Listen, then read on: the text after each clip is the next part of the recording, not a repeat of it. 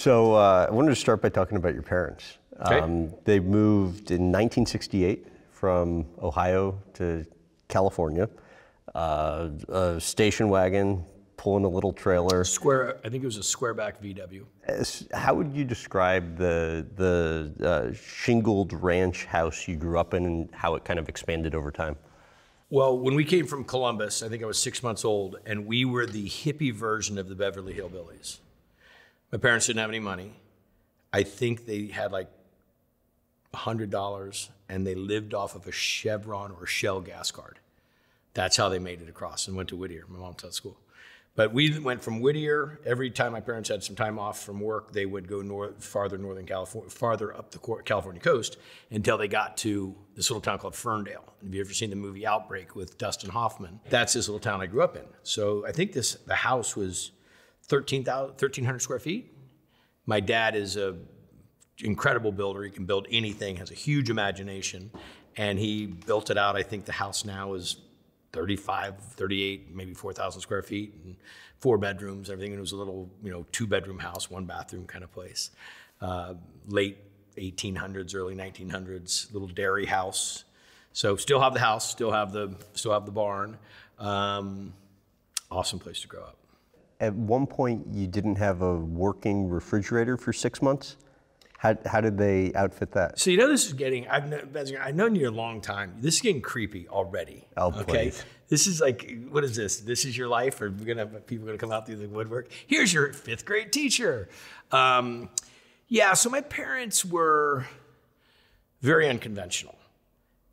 But in the best way possible. Oh, no. Yeah. Could not change a thing in this world. Unfortunately, my pops just passed away in January.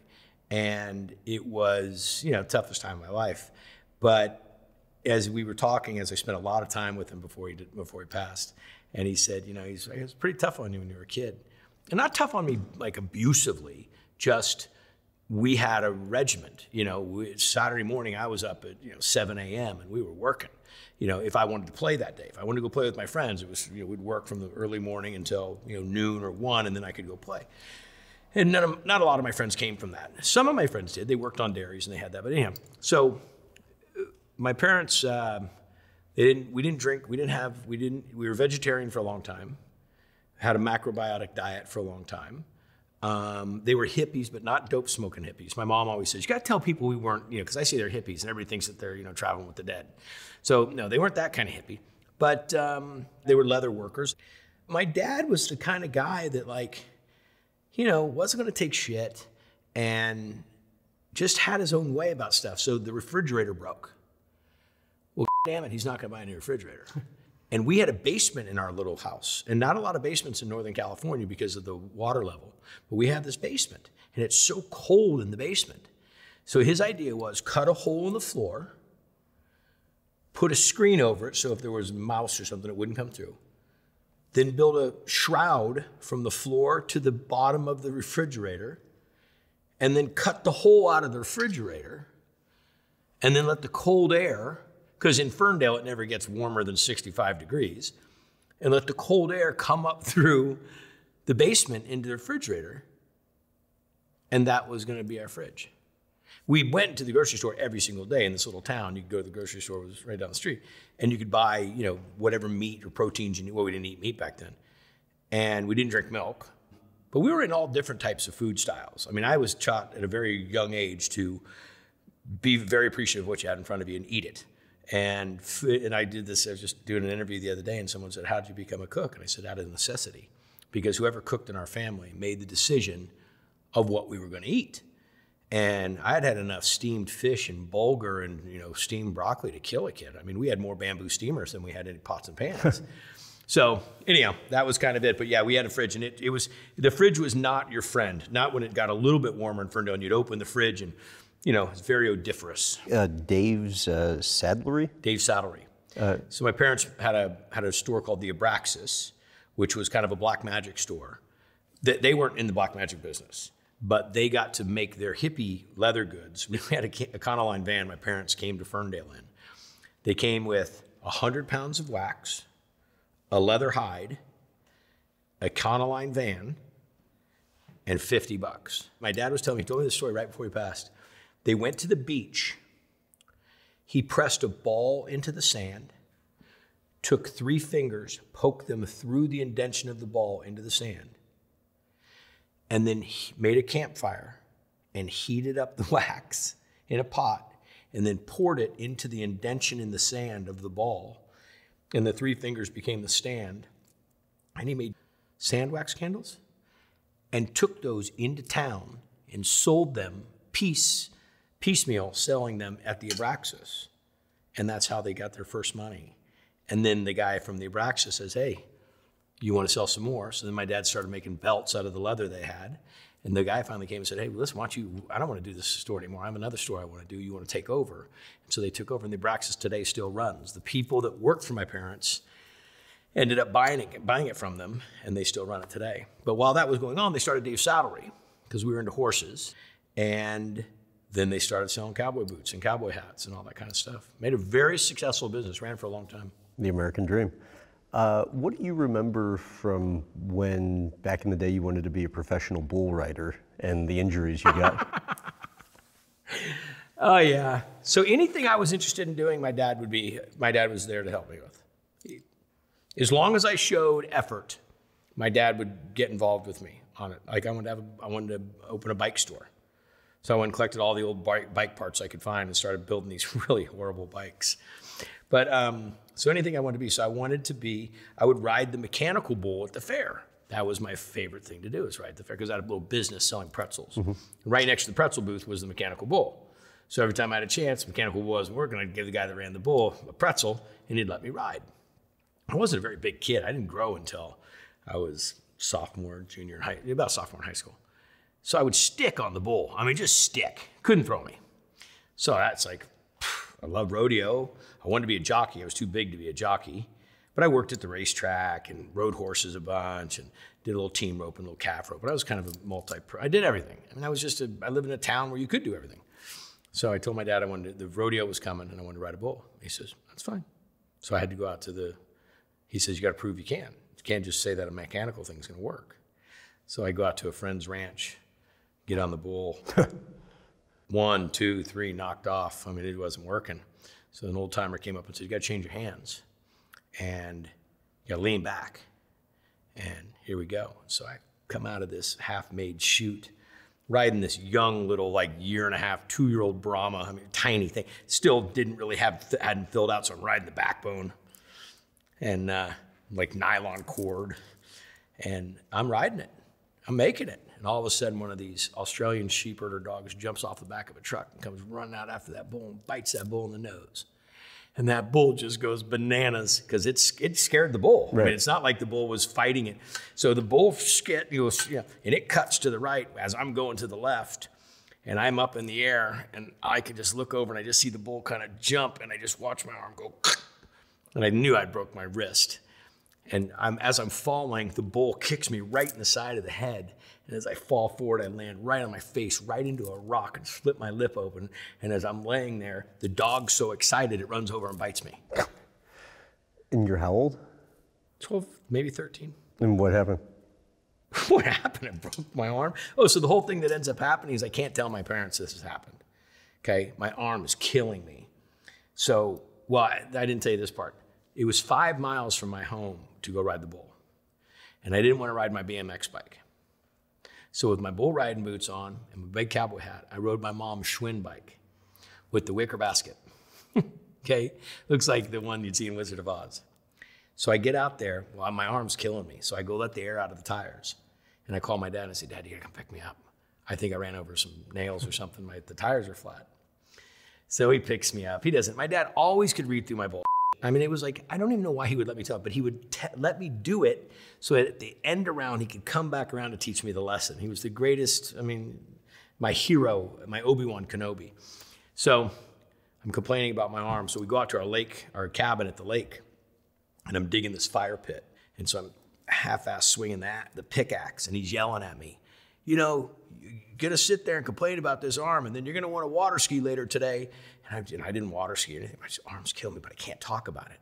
So finally we go back into town, and it's Monday morning, and I'm just complaining about my arm. My mom's like, Jesus, Go see Doc Weiser. All right, enough. So Doc Weiser was our town doc. That's how small this town is. There's no stoplight. There's one cop car. So I walk in to see Doc Weiser, and he grabs my arm, and he goes, right there. I'm like, oh, yeah. And he goes, Guy, your wrist's broken. He goes, go in here for a second. Comes in, sits me down, plasters up my arm. Doesn't call my parents. There's no x-rays. Doesn't take an x-ray. Plasters up my arm. Says, okay, you can go. So I walk back over directly across the street to Dave Savory. And I have my arm behind my back, and I'm like, so Dad, anything you want me to do? Maybe go split some wood, or maybe, go dig some some post holes or something like that with my broken arm? And my mom's like, damn it, I told you don't let him go ride those bulls. That's a stupid, That was it. Your parents are backpacking in Europe, and you get injured a little more. Mm-hmm. I've broken everything, by the way. I mean, I have broken so many. I've injured and torn things apart. Yeah. You have a big scar from that, here to here. What happened? I know you want to see it, but I'm not showing you. We could maybe later. Maybe later. So we had horses. We had a few horses, and I was getting ready for a horse show, and I had this half quarter horse, half Clydesdale named Rebel. Ironically enough, I went to UNLV, and I'm a Rebel. So my dad's business partner, who kind of helped train me on horses a little bit, comes over, and all I'm doing is running my horse fast across the field, the other way across the field. There were some girls on one side of the fence, and I was running back. And he goes, you got this show coming up, and you got to get that horse, you got to get your form right and start galloping and so forth. So get in the circle, go, So I'm kind of going in a circle, and the horse trips, and it trips, and he trips, and he's falling, and I think he goes down. And I fall off, and I roll over the shoulder and fall, and his next step is on me. And I can kind of remember that, and I remember their business partner, Dave Klaus, he's walking with his cane, dragging me through this field, and I just remember being drugged, going, something's wrong. So he gets me into the truck, and he drives me to the hospital, and I remember him saying, stay with me, guy, talk to me. So I was bleeding out inside, and they didn't know why. But they couldn't go and check because nobody had permission. They had left a whatever you call it, guardianship papers, but nothing for this degree. So they had to ship me to another hospital where they had to get a court order to do exploratory surgery. Well, back then, my parents only called once a week. They were gone for 10 weeks. Right. So they called once a week. Well before cell phones. Yeah. And it was the line underneath the ocean. Mom, hello? You had to wait. And so I had been in surgery, out of surgery, and was in recovery for like 4 days before they found out. And they were losing it. My mom's like, I'm coming home. And I'm like, don't come home. I'm fine. It's not like I'm Next day they go take the stitches out. For some reason stitches didn't take. It was serious. I mean, you're almost downplaying the severity of it. No, right? it was serious. It was really serious. What had happened is the impact had torn the ligament that holds my liver. So it had ripped the ligament off my liver. So my liver was bleeding. And I had a little thing to my heart too. But what was the recovery process? Oh, God. I was in the hospital for like 2 weeks. And I had to run around with a big old scar down my stomach, and it's in my abdomen area, so there's no real heavy movement or anything because you got so many layers inside of your abdomen. It was weird. There's so many instances early on in your upbringing where it seemed like your parents kind of encouraged your business ambition, whether it be when your dad loaned you $1 for candy, or the famous story of the Tahoe ski trip and dumpster diving. Dumpster diving for an address, not for snacks. Okay. Yeah, no. Like I said, my parents were interested in anything that I was interested in, except for motorcycles. I had to buy my three-wheelers on my own. Anytime I wanted something that they weren't going for, I had to save my own money. But I was always very entrepreneurial as a kid. I had a business in everything. I mean, I had a business in lawn mowing. I had a business in delivering the free paper. I had business in everything. The candy business, my dad lent me the $1. Smith & Scalvini was the appliance store in our town. So I went down to Smith & Scalvini and got a refrigerator box that they were throwing away. And I drug it down the street. And I was very handy as a kid. I always knew how to work with my hands. So I cut a hole in it, made a flap, put a stick underneath of it to make a little counter, got some of my crayons and stuff and painted Guy's Candy Store and put it in the little square in the town. It was this tiny little square. I mean, it's not more than 40 by 40. And a couple picnic benches there between my parents' two businesses at the time. And I went over to the candy store right across the street, Sweets and Treats, and I bought $1 worth of penny candy. So I had licorice hats, Jolly Ranchers, and I just set them up. I sat inside my little candy store. And people would come by and just think, wow, this is so cute. Look at this little hippie kid. You know, not that they could tell I was a hippie kid, but they would buy the candy. The candy was a penny. They'd give me a quarter, a nickel, whatever. I think I made like 10, 12 bucks.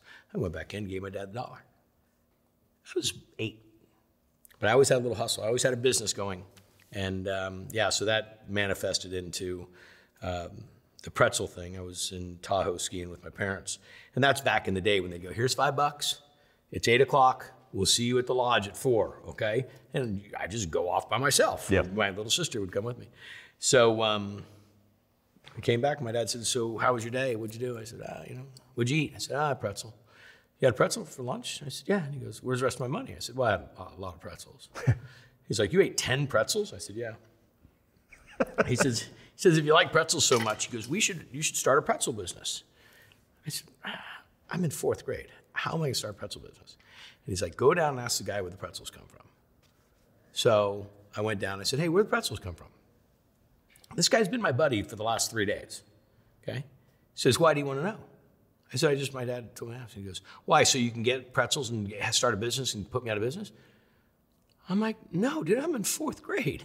You know, he's like, I'm not telling you. So I go back defeated to my dad. And this was like life lesson number, 1 million from my dad. He's like, bullshit. No. We're not taking no for an answer. You're going to go down there, you stake him out. When he throws the box away, get it and bring it to me. So I hang out, watching the guy, throws in the dumpster. I jump in the dumpster, get it. I'm not that big. I couldn't get it out by myself. So I come back. My dad, he's like, tears off the address, throw that box away. So then for the next year, every day after school, I would go to Tom Ford, which was this cabinet maker in our town. And I'd tell my dad, okay, today I want to go work on the pretzel cart.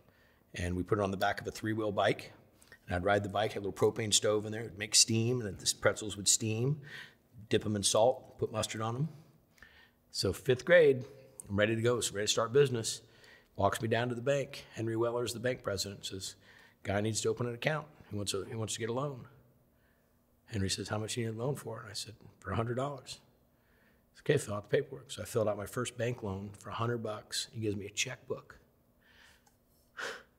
I had a checkbook in my back pocket in 5th grade. And that was it. In what ways did kids make fun of you for great what an awesome It was called the pretzel Awesome shop? Pretzel.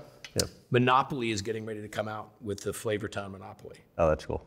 In Flavortown Monopoly is the Awesome Pretzel. So there's all these little homages around the Flavortown Monopoly board, and one of them is the Awesome Pretzel. Nobody was doing what I was doing. It just was not a normal thing. Nobody had the entrepreneurial, I was lemonade stands. I was always doing something. And nobody had ever had a soft pretzel. A soft pretzel was unheard of. What is this thing? It's not a donut. You do what? You put salt on it and then mustard? People looked at me like I was crazy.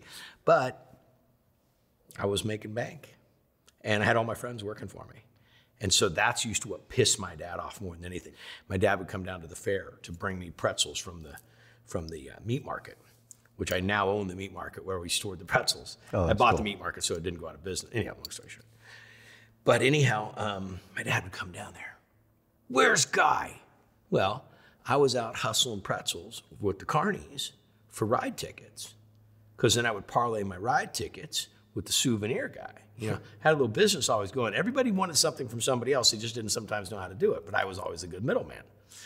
And oh man, when he used to catch me not at my pretzel booth, he would come. I remember being on the zipper the ride, and I'm there with my buddy, and we're going for like the 15th time, and he's standing at the bottom, and he's yelling, damn it, get off that money. Get your ass. And he's got me by the back of the shirt, dragging me out. I better not see you off your cart for the rest of the day, So your parents host a dinner for a cork seller, right? Or host a dinner with a cork seller. Right, because Saturday Night Live did a great thing on corks. And that leads to what for you? Okay, so we had exchange students when I was a kid. We had one from Norway named Marianne Leon, and one from Sweden named Lars Moritzen. Which had to be the coolest thing ever. I mean, exposed you to so much. I didn't have a big brother or big sister. Yeah. And my parents were always, I was very worldly as a kid. I think my parents talked to me, not at me. We were super inclusive family. I think the reason that I've always been real high energy and real, 6 million miles an hour about things. That, my parents, there was no time in high school to go drink at lunch or party or do that, because it was 6 o'clock. We were at the dinner table. Changed a little bit in college. And it was, who knows about that? But it was really hardcore, but not hardcore inquisition. It was just like, what was your day like, or how'd this go, or whatever. Just super, just such great family communication and values. And I want to be an exchange student. I'm like 10, 12. And I've got this in my mind, I'm going to be an exchange student. Well, the thing is, I don't speak any languages. I'm not even that good at English, as we can tell. So Pierre Lachaud is his name, and he's a cork salesman from Paris. And he happens to meet my mom's great aunt at Mass in D.C. One way or another, he says, I'm going to Northern California. She says, my great niece lives in Northern California. You should look her up, because he was going to be here during Thanksgiving. He's in Napa. We live in Humboldt County, and we're 5 hours away. So he comes up there, and he's the neatest guy in the world, and I'm sitting next to him at dinner. I'm like, you live in France? He's like, yeah. I'm like, I want to go to France. He's like, that's very nice. And I'm hustling this guy. He's there for like 3 days. He goes, I have a friend that fought with the Americans in the war. He's the principal of a high school. I could ask him, and maybe you could go to school there. That's all you had to say. I'm vacuum salesman, man. I got my foot in the door. I'm not going anywhere. So I write him, back then you had to use the envelope that was the paper. Mm-hmm. You'd write the par avion or whatever, and you'd write the letter and you'd make it into the envelope, but I'd mail it to him. And Pierre would write me back. So I finally got it worked out that I could go to the high school. Monsieur Peltier was the name of the principal. Okay, now all I got to work on is speaking French and getting the money. Okay, like that's my plan. It's got one step out of 3. So I've been saving all my money from my pretzel booth to buy my Corvette, because I'm getting a Camaro or a Corvette or a Chevelle. I'm getting something. And I got maybe $5,000 saved up. I'm in 8th grade. It's not bad. 1982? Right. $5,000, which I tried to spend 1 million times. And my dad would always hold my foot to the fire, like, you really don't need another BMX bike. So the deal is I have to have the money, which, how am I really going to get $10,000? Pretzel business goes into full speed. And I have to have, there's a town, Eureka is the town closest to Ferndale, the big town. They won't let me sell pretzels at the fair. So I turned it into awesome nachos. So I got a nacho business. Whatever I could to make a buck. So I'm doing the nacho business. And so I'm raising my money. So while I'm raising my money, now I got to get this language thing figured out. Well, my high school only has Spanish. Juniors and seniors can take Spanish. Well, Spanish isn't going to work. My dad, we find out that at the junior college, they have a conversational French. So I moved my high school schedule around, so I have a 2-hour gap, and the school lets me go, and I go to the junior college. It's about 30 minutes away from our house. And my mom drives me because I'm not old enough. So since my mom's driving me, she's like, well, I'll take French too. So there I am, 15, taking French with my mommy, who's this gregarious redhead. My mom is a piece of work. People think I got this big personality. My mom makes me, I'm a cricket in the room compared to her. She's such a great energy. I've been told she's the kind of jokester. Oh, funny. I do a lot of things that I love to do. Making my mom laugh is my favorite job. Mm-hmm. So my mom takes a class with me. Well, the teacher, all he does is talk about the Champs-Élysées and Sacre Bleu and drinking wine in class and his beret, and he's a real Francophile. I have no business being in this class. So I'm learning the structure of French. I don't learn anything in French. It doesn't teach us anything. So Christmas break goes by, and then I have my birthday, so I'm old enough I can drive myself now. So I'm driving myself to school. So I've taken the college classes, have to pass with a B or better. I pass with a B or better. My dad says, okay, say something to me in French.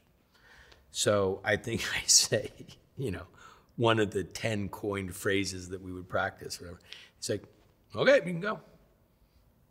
So I write Pierre. He says, Monsieur, so I write Monsieur Pelletier, and Monsieur Pelletier says, there's a family that has a house that you can stay at, and they'll give you a room, and you have to pay, $500 a month. So get on the plane. My parents put me on the plane. And you're how old then? 16. And that trip was the longest flight of my life. And it influenced you how, you think? The trip or the flight? The flight was, how do I get off this? I cried. I mean, I was like, what have I gotten myself? Because I was always doing big things, like always thinking big. But I'm like, I really have done it this time, Mike. I've really gone over. I'm way outside of my boundaries. And I land, and it's raining in Paris, and there's Pierre picking me up, drives me in the car. I get to the town that I live in, Chantilly, and I go stay in this house. The house is cold. The madame, her name is Madame Drie, the lady that owned, the family that owns the house, very cold. I have to live on the 4th floor in a closet. No bathroom. Bunch of armoires in the room. Can't open any of them. Little desk and a single bed. And I just sit there and I go, what have I done? I mean, like, what have I done? And then came the most humiliating thing. I realized I don't have toothpaste. Well, I didn't have a dictionary. All I had was the thing I bought at the airport, all the phrases for a tourist. Where's the bus? And in the back, there was like 500 words, French words. So all I could find was tooth and soap. So I went to the pharmacy and I asked for tooth soap. And the lady just burst out laughing. She called another person over, said, I asked for tooth soap again. And then I asked for soap tooth. She started laughing. Then everybody came from the back and they started laughing. And there's 10 people at this counter busting up and I am dying. So I went, I knew the term Comte Dice, how do you say that? And I asked them to write it down for me. And I took it back and I went home, back to my room, and I took a piece of paper and I wrote toothpaste, and then I wrote the translation in French, and I taped it to the wall. And every day I would learn words, and I would go back and I'd write them, and I'd tape them to the wall. So I was always looking at the words, and that's how I built my vocabulary. And if it was a verb, I would conjugate the verb, and I'd tape that to the wall. And I had hundreds of them, and that's how I learned. But the funny thing is the dialect in French is so vast, it's even more than the United States. So think about saying to somebody, how are you doing from Texas? What do you need from somebody in New York? To where are you going from someone in California? I was this redneck surfer New Yorker from Maine that had a bad draw from Louisiana. I mean, I was just all over the board. People look at me when I would talk and they're like, what happened? Your stay there impacted you how, you think? Oh, everything. Didn't change who I was. It just unleashed the Kraken. I mean, it turned me into, there was no stopping me. I mean, after I had been through that, and I went through some scary shit. I mean, I hated the family, the boarding house I lived in. I left, didn't tell anybody. Really? And went and lived with another family. What? You don't have that in your notes, I huh? Got him on something. No, these kids approached me in school one day, and they said, these 3 Norwegian kids, huge, tall, blonde. They were the only ones in the school that were tall, blonde. They said, do you live at the Drees house? I said, I do. They said, does the washing machine eat your clothes? And I said, it does. Big old hole in my shirt. And the food sucks, huh? And I'm like, yeah, that's why I eat at the school now. And like, we knew the kid that lived there last year. And they had heard of this kid. His name was Roman. And he was a kid from New York. So they said, come to our house for dinner. So I go to their house for dinner. The nicest family. So that's it. I go back to the Drees house, pack up my shit, and I bounce. Well, there's no calling home. I couldn't call home. The Drees had a lock on the phone. It was a physical lock on the phone. It was a rotary phone. And this family was very strange. I mean, I can't even begin to tell you how strange this family was. So they flip out. because I left a note and I'm not coming back. They're not getting their $500 a month. They call Pierre. Pierre flips out. He calls my parents. My parents, and they find me, and my dad is going to kill me. Because you can't yell over a land phone back then because it skips so many things. So it's, and I'm like, and he's like, you're coming home. I'm coming to get you. You're coming home. And I'm like, I'm not coming home. This family I'm living with is really cool. You know, you're coming home. So I'm trying to explain it to them. Finally, they get on the phone, and they speak great English. Mm-hmm. And they're like, your dad is very upset with you. And I said, I can understand. I guess I can understand why. And finally, it worked out, and I didn't have to go home. Why did you end up dropping out of Ferndale High? So, you know, the family that I lived with was pretty open-minded to stuff. I also had a pretty good ability to explain that I was going with other places with other exchange students, because there were 3 other exchange students in our town, but they all came through the correct process of going through the Rotary program. And they all spoke great French, which ironically enough, we're all friends again. We lost contact with each other, and we all reunited about 4 years ago. And so I would say I'm going to their house. I just bounce and go to Paris. I was very independent as a kid anyway. So, yeah. I mean, I went to England, I did all kinds. I mean, I'd go say I'm going to Pierre's house. I would go to Pierre's house, and then I'd stay at Pierre's house for 2 days, say I was going home, then I'd take 2 days off, and then I'd go to Brussels. You know, I just go wherever I wanted. So when I came back, felt small? I didn't feel like going to go to school. Plus, I hadn't really gone to school. I'd gone to school. I went to school every day. I had to go to school 6 days a week. But I spent so much time in school. I read French at a 3rd grade level. I wrote at a 1st grade level. You know, so I wasn't really able to do a lot in school. I tried. I mean, I really paid attention. But I came back and I was sitting with my dad at the dinner table the day I was supposed to start my senior year. And he's like, "What are you thinking?" And I'm like, "I don't know." I said, "I just don't." And he goes, "Well, you got to do something." He says, "If you're not going back to school, you're going to go get a job, and you got to go start the junior college." I'm like, okay. So everybody's driving to school, senior day, and seniors all get to park in the front. I'm driving my dad's old work truck, and everybody peels off, and I just go to Eureka. And then we get a call that afternoon, like, "Guy didn't make it to school today." I said, "Yeah, Guy's not coming back to school." And I said, "Well, he said he's not 18. He has to come back." And he says, "Well, we're not making him come back." So I went to the junior college, and I was already signed up through the French classes, so I didn't need my parents there. So I signed up for classes. So I was going to the junior college, and I got a job as a busboy in a fine dining restaurant. And all my friends come over and go, "What are you doing?" Yeah. And I'm like, "I'm just not going back." And it was a big thing. Like, went to France, only has 2 years of education now. Now he's dropping out of high school. He's like, blah, blah, blah, blah, blah. So it was kind of a little bit of scuttlebutt for a while. You end up going to UNLV, you major in hotel management. At what point do you start living kind of fast and hard for a while? Where have you been for the whole conversation? That's been fast and hard the whole time. Well, I mean, you can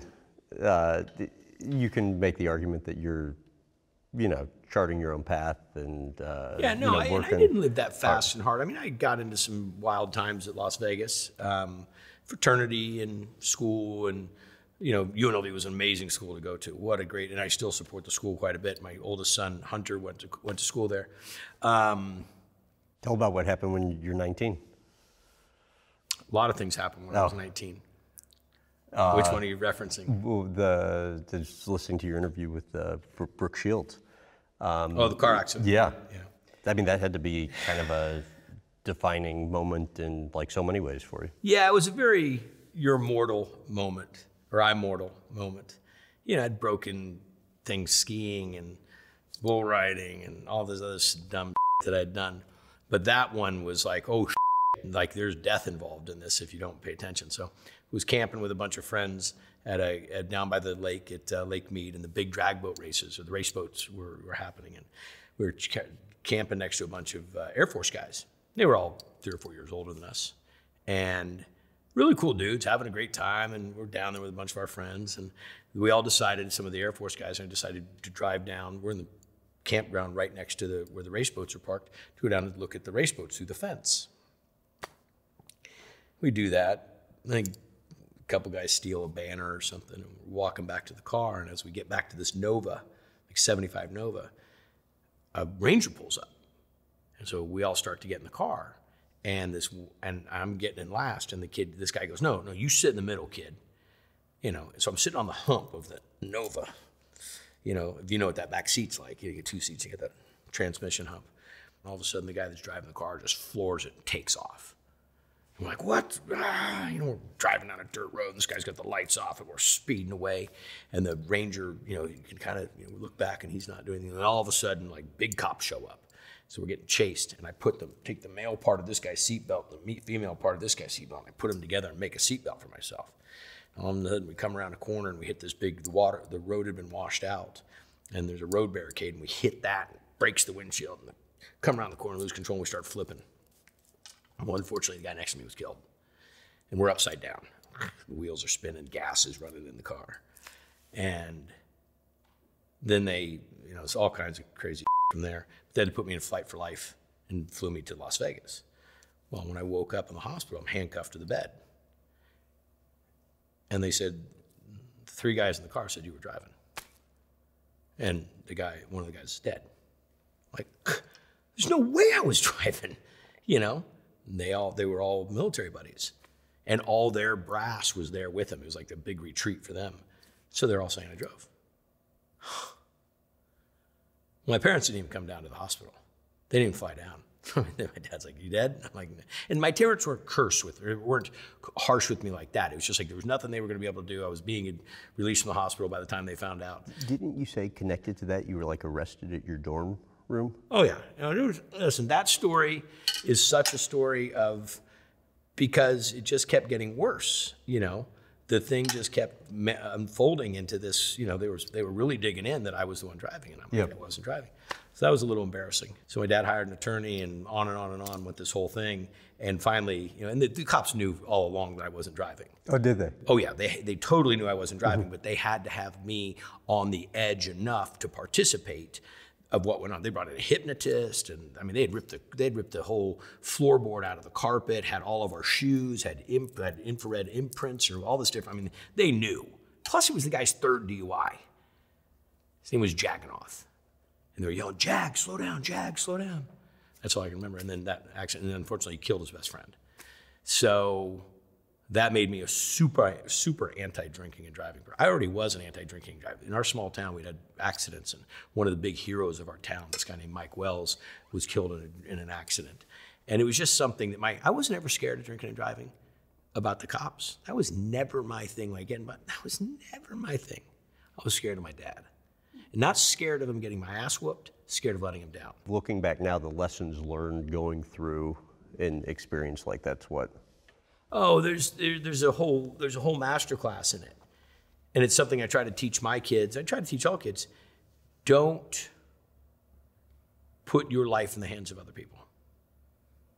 You have to be very cautious of who you associate with. And in all facets. Be it at a party, be it at who you hang out with on the street, there's just so many great people in this world, and then there are really people that are abusive and users and charlatans and so forth and so on. And so, I didn't know. These were good people. These guys were soldiers. Right. How could they be, I'm a huge patriot. I was looking up to these guys. And it was my stupid fault. I was, drinking. I shouldn't have been getting in that car and so forth. But it definitely changed my perspective.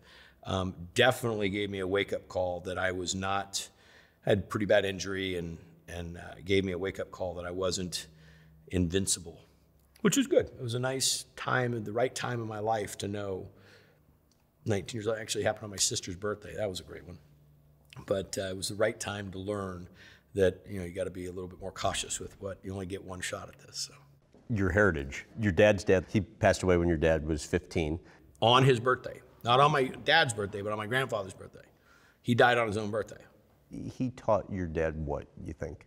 Oh, Jesus. The crazy thing is, and this is what I said about my dad at his celebration of life, I say, just don't get it. Your dad's a coal miner. You live in a coal mining town. Your mom's a school teacher. Your dad's gone. First he's a coal miner, then he's a coal mine inspector, and then he sells a coal mining device. He's on the road Monday through Friday, home on the weekends. And his Uncle Al was a really big, my grandmother's brother, real big teacher to my dad. But my dad really only had all that till he was 15. And how in the hell my dad got all that, I am to this day amazed.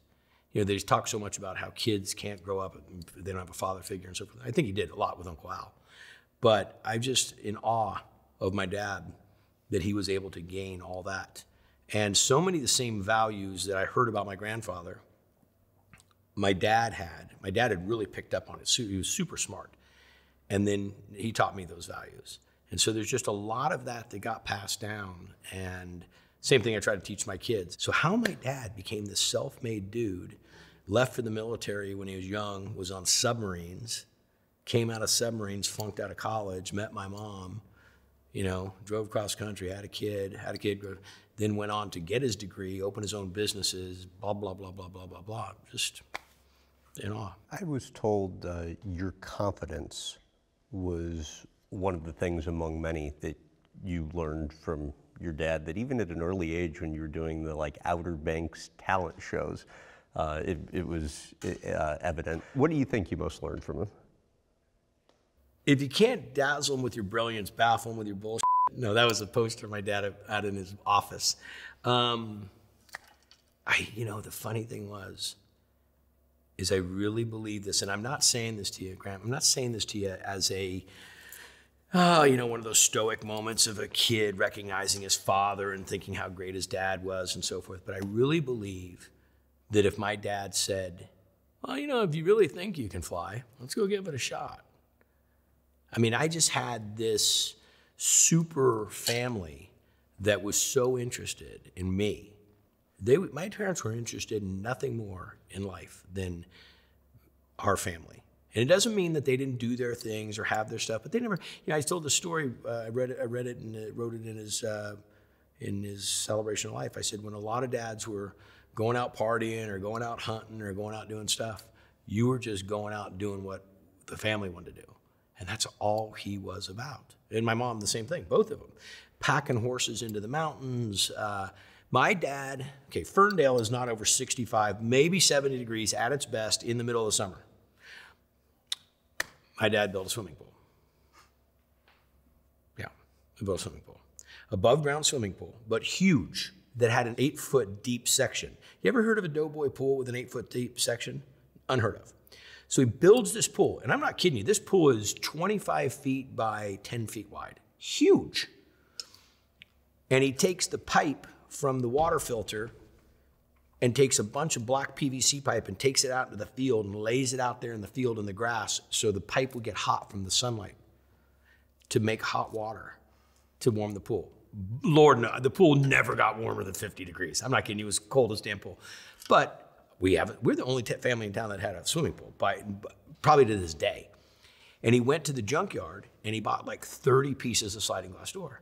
And so he made a glass atrium around the pool.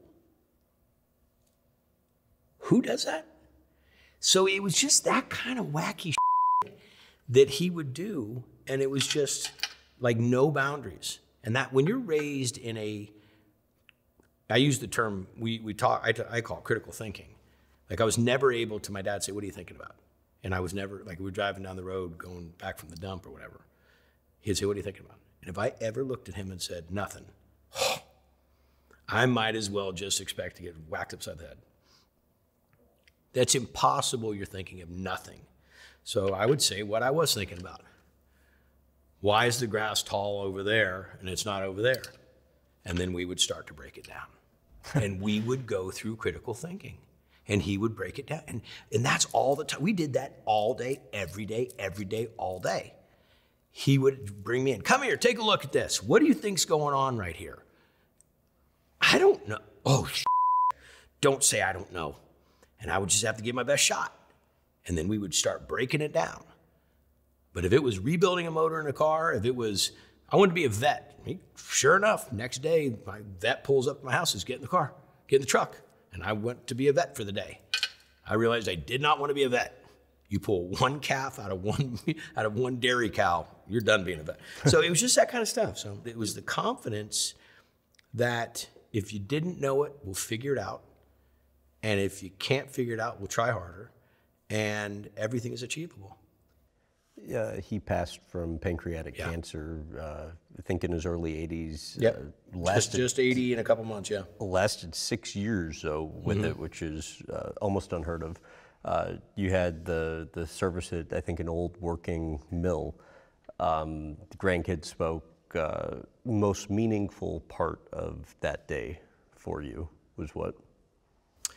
Well, one where we had the celebration, because he had been it's called Sturgis Mill, and it is one of the coolest things you ever see. And a bunch of local guys got together and decided to preserve this. It was a portable mill, but in the late 50s, they closed it down. And it ran off of steam. Now they run it off a generator. But it's just this really amazing. They only open up like 3 or 4 weekends a year in September. And my dad had been asking me for years to go to this. My mom volunteers out there. Finally, last year, I went there with a bunch of my friends and my dad. And he toured me around, and he was having it was the highlight for him. Because as we walked around, he would point at things and say, "What's that?" And I would say, "That's a governor." Yeah, he's all excited. "What's happening now?" And I'd be able to explain so many things because I'd been to sawmills with him before. So it was kind of like this weird, now that I look back at it, it was kind of like this weird little, like, I could answer the questions. I'd been part of the tribe long, and I'd been part of the program. And I'm telling my friends about it, and looking for him for like, right? That's when, you got it. So when he was passing, we were talking about what we were going to do, and we were going to go to our ranch and have it. And, a lot of their friends are 80-something years old, and we didn't want them driving up this kind of long road. And so we thought, and the mill could use a little donation. And so we just thought this would be great. The day was perfect. The weather was perfect. Our friends came from Mexico. Our cousins came from Italy, Norway, all over the country. I mean, and friends of mine that I hadn't spoken to in so long called and said, "Can I come? Can I be there?" And the same thing, and as it says on his plaque, he's buried next to my sister, his ashes are, and it said, husband, father, brother, uncle, mentor. And that's the thing, is the dude was the smartest guy he was just always the smartest guy. And he was so interested in everybody else. That was the great thing about him, is he would sit there and spend more time digging into people, not digging into them negatively, just like wanted to talk about them, because he always knew something about something and always had a good way of just to cross-connect things. It was just to watch him talk, and when my friends would come away from college to anything that I ever did, people walk away and go, "Whoa, where did that guy come from?" And then when I tell a little bit of his story, they're like, "Kind of self-raised since he was 15, really?" So, pretty amazing guy. You said hardest thing, or a little earlier, hardest thing you've ever been through, like his loss. What's that grieving process entailed for you? Fortunately, unfortunately, 6 years is a long time, to know that you're going to be facing the ultimate demise. The great thing is he was totally transparent about it. I think I spent more of my life, Graham, in my last 15 years fearing my dad dying. My sister had died. This is my little sister's tattoo right here, my sister Morgan. Morgan had died 14 years ago. Had cancer when she was when she was little, when she was 4. And that made you closer to your parents? Yeah, we were already close. Yeah. It wasn't her dying that made me closer. It made me, again, it was kind of like maybe from the accident to, I had a couple more accidents, a couple more, fender benders. And,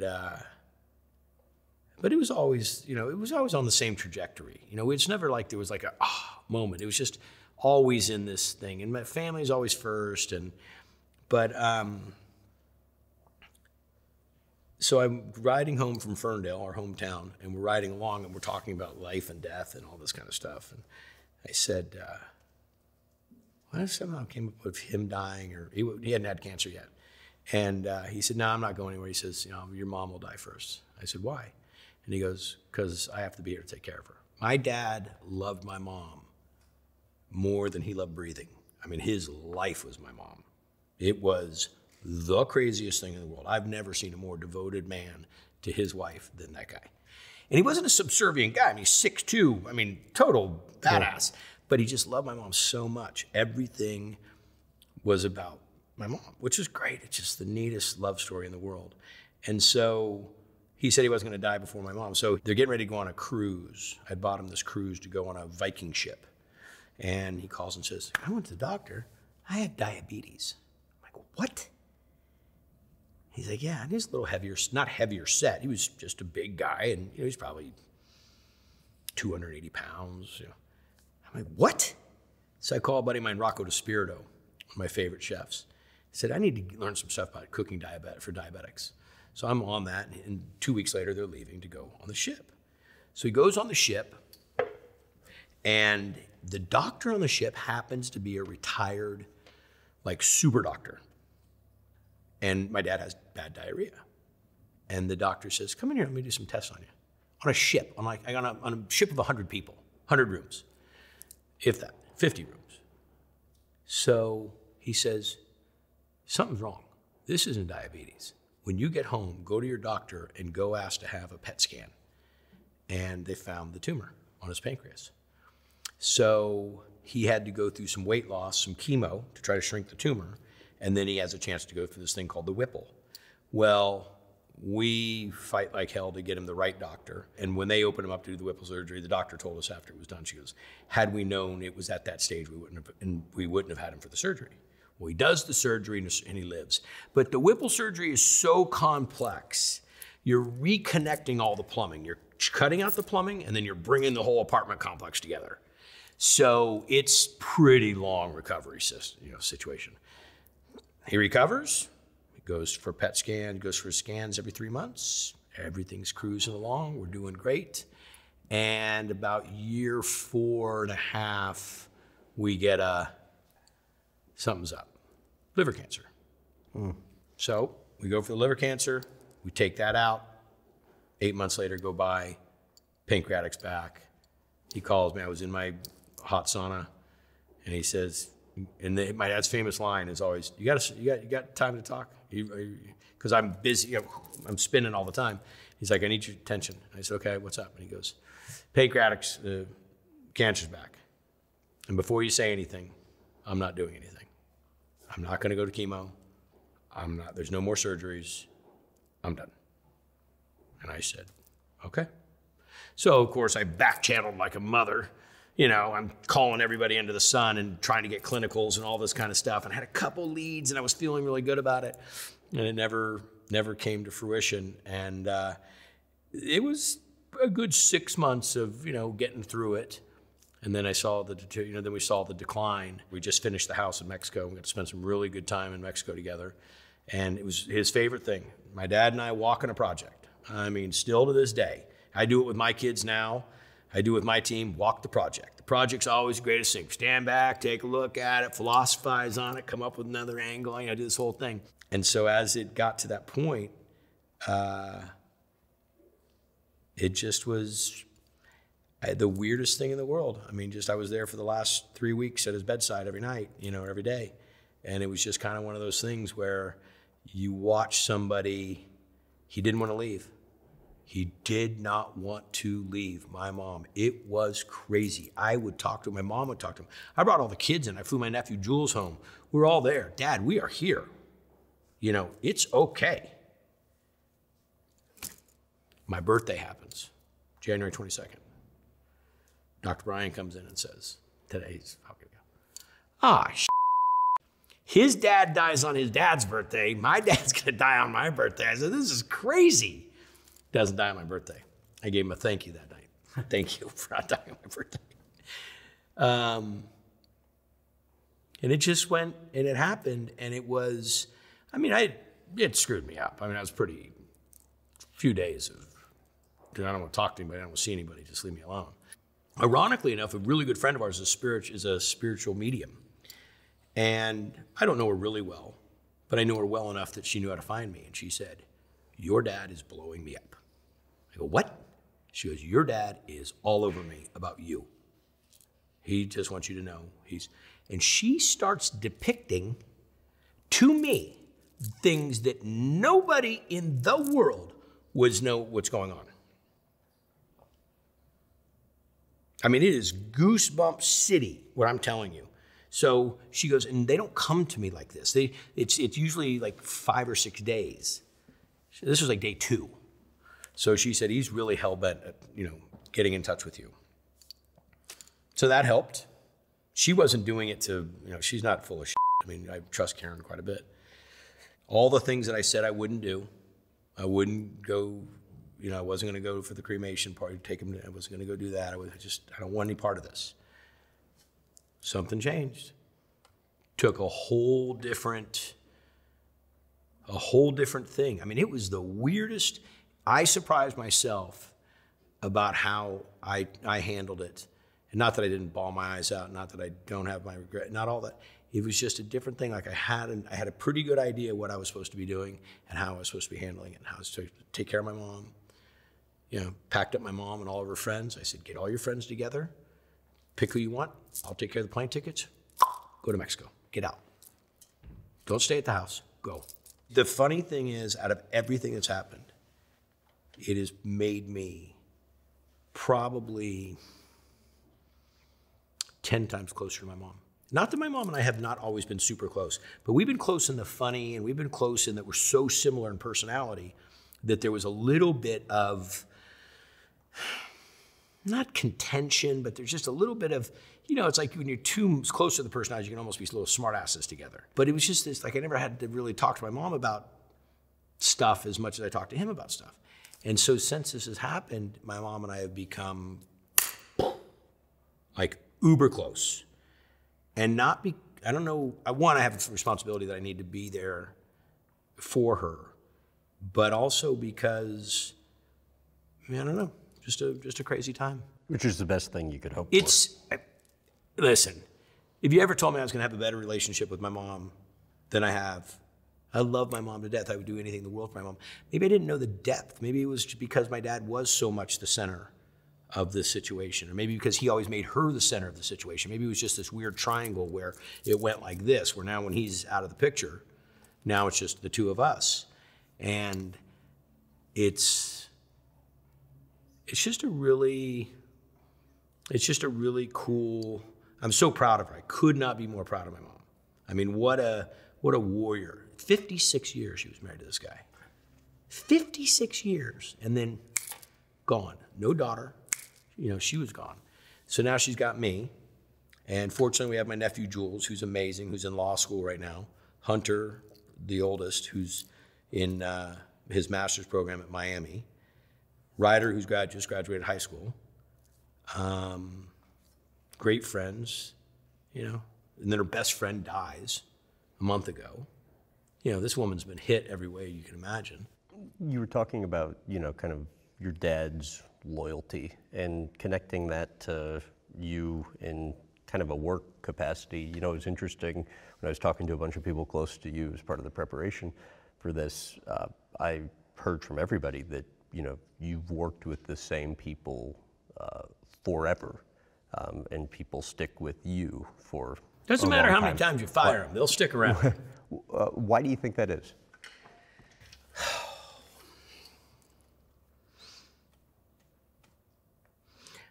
I love my friends. I'm loyal to a fault. I have friends of mine that maybe are friends I shouldn't have kept around. Says who, though? Because everybody has a role in your life. Not everybody can be the superstar of the story. And I don't keep around villains, but not everybody's the one that is so you just have a different mix of people. And I think that's what makes up a song, or that's what makes up a good play, or that's what makes up a great recipe. You got to have contrast. So having great friends, super important to me. Consistency is also really important, and especially making television or having restaurants. having consistency about how things are done. And also it's nice to be able to count on people. It wasn't a design to say this is the only way it can be done. I've lost some really key people in my life that I couldn't believe left or couldn't believe had to leave. One of my favorite things about my career is championing people, about my life. I try to do, it's so funny because I think about this with my dad. I try to help people see the best in themselves. And I was raised in an environment, in a light where there was just, it wasn't that there was no choice but to win, because we weren't that way. It wasn't like, you gotta go win, and if you don't win, you fail. It wasn't that kind of thing, like the Breakfast Club type of thing, you know, with Emilio Estevez. Emilio and I had a great talk about that one time. It wasn't that mentality. It's like when I failed big time. I mean, my dad just like, what do you want to do about this? You know? I mean, I did get that old story of getting bucked off on a horse. I got bucked off a horse one time so damn bad that I was crying my eyes out, and I was walking off that mountain. And my dad got off the horse, stopped the whole wagon train. It was a pack train. And we got into it right there. You're getting on that damn horse. So we never really got into it that hard. But we did. I mean, I had failures in business. I had failures in so many different things in my life. And it was never him coming in with an ultimatum of you're going to, not like the day with the horse. So that's my same thing. I look at my friends sometimes and try to explain to them, you're not looking at this right, or you're not giving yourself enough credit, or you're not taking a different paradigm or perspective, or let me help you with this. I think it's a little bit easier when you've been down the path, like when you're up the ladder, easier down the field to tell people, don't go left, go right, come forward, step back. But somebody was telling me as it pertains to folks that work for you, like, 1 year. Well, let me correct you 1 second. Okay. Nobody works for me. Works with That's a huge thing that I talk about all the time. Nobody works for me. Everybody works collectively together. If you think about a football team, the GOAT, one of my favorite, Tom Brady.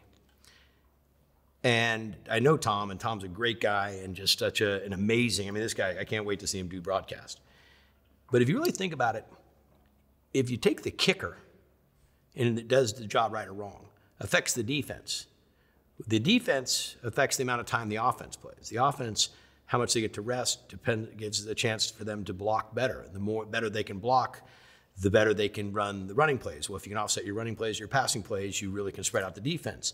And then if you can protect the quarterback has more time in the pocket, he can have a better chance to throw the touchdowns. All started with the kicker. So I look at every single person on the team with the importance of, if you do your job right and everybody follows suit, we all have a better chance of winning. But if any bit, weakest link, cog in the wheel, use whatever analogy you want. So I'm a big believer of what you say is what you hear is what you think is what you believe, and what you believe is eventually who you are. And that has always been my mantra. So I've been told that, 1 year somebody could be digging a ditch for you. The next year they're the chef, and the year after that they're the master carpenter. So explain that. Hey, what are you doing? Come here. Cash. Doesn't he look like he's a gremlin from like some movie? Enjoying himself. He's chewing on his feet. Hi. I'll be cooking in the kitchen. He lays right there on the hotline. Like right there. He goes to work with me when I shoot guys' grocery games, and he lays when we're doing the judging. Mm-hmm. He'll lay, there's a bed, a little Ferrari bed that one of the wardrobe girls got him, and he lays in his little bed right underneath my feet. We don't know the potential of people. We don't know. But I really think that when you start opening things up for people and you give them a chance, you never know what people are going to become. My admin, Natalie, came from working at a front desk at a hotel. And we bring her in for an admin job. And I've had some great admins. I mean, executive admins. I never called any of them executive. She's the only one I call executive. And she could run any major company. I mean, she's so smart, so organized, and so focused, and so detailed. And she learned that here. I don't say because of me, but we learned it together. We kind of built this job into even a bigger job, and we run a lot, really fast. in 85 directions at one time. You know, and at any given point, she needs to be able to zero in on where we're going to handle this issue. I mean, wow. You know, so to be, again, goes back to that thing of championing people. I think that and trust me, I've led some people down I've helped people along, and we've gone down some paths that haven't had the greatest, you know, homecoming. But that's how you learn too. Yeah. But that doesn't mean you give up on people. You know, I think that's one of the things we miss so often. I think if we invested more in the younger generation in critical thinking, and we invested more in, gosh, this is gonna sound so stupid. Not stupid because I think it's stupid, it just sounds like one of those blah, blah, blahs. But if we invested more in dream making, you know, if we invested in more in you know, exploring people's desires and started to help them channel that. You know, like not everybody's a mathematician, not everybody's you know, an English major. You know, you never know where someone's going to come from. So I think that my interest is seeing the people, like so many of the guys on our team. Donnie started as a PA, now lead camera, shoots 4 shows for us. Chico was already a camera operator, but now he's a DP. Neil, probably the best producer I've ever worked with, started as a PA. Cesar. Oh, Cesar. Well, yeah, so here you have Chef Cesar. Started as a dishwasher, day after he got here from Mexico. Second day, didn't show up for work after Cinco de Mayo. I'm going to kill him. I tell the guy, Delfino, who told me to hire him, who's a busboy for me, you said he was great. You needed a job. You're fired. You know, just give me a chance, he says in Spanish. Okay. Did you know this story, by the way? This is one of the neatest stories in the world. I don't know if we have time. We're going babbling on. Don't you like how I answer my questions so succinctly and curtly? I love it, Nick. So Cesar comes over, dishwasher, real hard worker after his first day of screwing up, and ends up working his way through the ranks. Line cook, prep cook, salad, pizza, broiler, saute, sous chef, chef. Works his way through. Limited English, pretty good English now. Really good at learning English. Never went to school for English. When I go to the Food Network, and I'm doing a lot with the Food Network, he's kind of gets a little disenchanted with how the restaurants are being run, and he leaves to go to a country club. So he goes to the country club, and I don't know, 4 or 5 years go by, and he comes back and he says, I'd like to talk to you about renting the house next to your house that I own. And I said, it's too expensive. You probably can't afford it. And he says, no, I can't. And he says, but I would like to come back to work with you. I'd like to come and be your culinary on the right hand. I know you need somebody that can be kind of your right hand man. And it's not just culinary. You have to be you got to be a jack of all trades in this company. And I said, okay, why? And he says, I want to get my kids into an environment where they can really grow. Because right now, the environment we live in, you know, a lot of cousins, want to get them in this different space. It was a big ask. He said, you really up for the task? Absolutely. So here comes Cesar, working his butt off. Kids go to another school, in high school, on they go. Cesar says, a lot of people are asking me if I could cook some Mexican food for them on the side, like when I'm not working. I want nothing but I want them to be successful, okay? I want them to be in the best environment they can be. Absolutely, go ahead. So he starts Sonoma Catering. So I do some TV shows, I have some things, we need to cater. Here you go, Cesar. Taught him all his recipes, taught him his stuff. An amazing student and a great chef, great palate. This goes on. 10 years this goes on. Sonoma Catering is blowing up. Well, while this is all happening, his son graduates high school, AP honors, full ride scholarship to Cal Berkeley. Goosebumps. Full ride scholarship in engineering. This kid was making $160,000 as an intern at Google. And now he graduated. I went to the graduation. I haven't been to a college graduation in I don't know how many years, and I went to Alex's graduation and couldn't be more proud. And Alton, his other son, great in the culinary program, works with his dad in the catering company. And Cesar had to come to me and he says, I just can't manage all that I'm doing for you and the catering company. and I really have to see if I can make it on my own.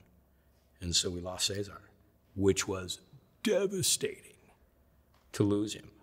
I didn't lose him because he's still one of my really close friends, but you know, the old saying is if you love something, you gotta let it go. You gotta be willing to let people, he's got the point. I mean, he's grown the wings, and he is doing an incredible job, caters all of the Tournament of Champions, Guys Grocery Games, all these things that we do. He's out there doing it. Alex is, you know, graduated college and off to Google and doing phenomenal. And just to see all the people that Cesar has brought up and all the mentoring he's doing for his group, it's the greatest. It's like being a high school football coach and, you know, like being a high school football coach for Tom Brady, like watching how this guy has turned out. So you were talking about everything that you guys manage. Explain, if you don't mind, all the different verticals of your business. So anything that I like, I want to go do. And like I love blacksmithing. I've never really blacksmithed, but I love making stuff with my hands, and I love knives. I love equipment. I love tools. So I always wanted to do it. My uncle was a blacksmith. Guy was kind of like an uncle. I always wanted to do it. So I built a blacksmith shop and made my own knives. We still do. I don't do it as much. That's one thing I've got a problem with. I haven't figured out time yet. If I can I want to change it to 385 days a year, 27 hours a day, 9 days a week. If we could do that, boy, I could really fly. I could really get some stuff done. I haven't figured that part out yet. Like leap year, that's like my favorite year, you know, get the extra day.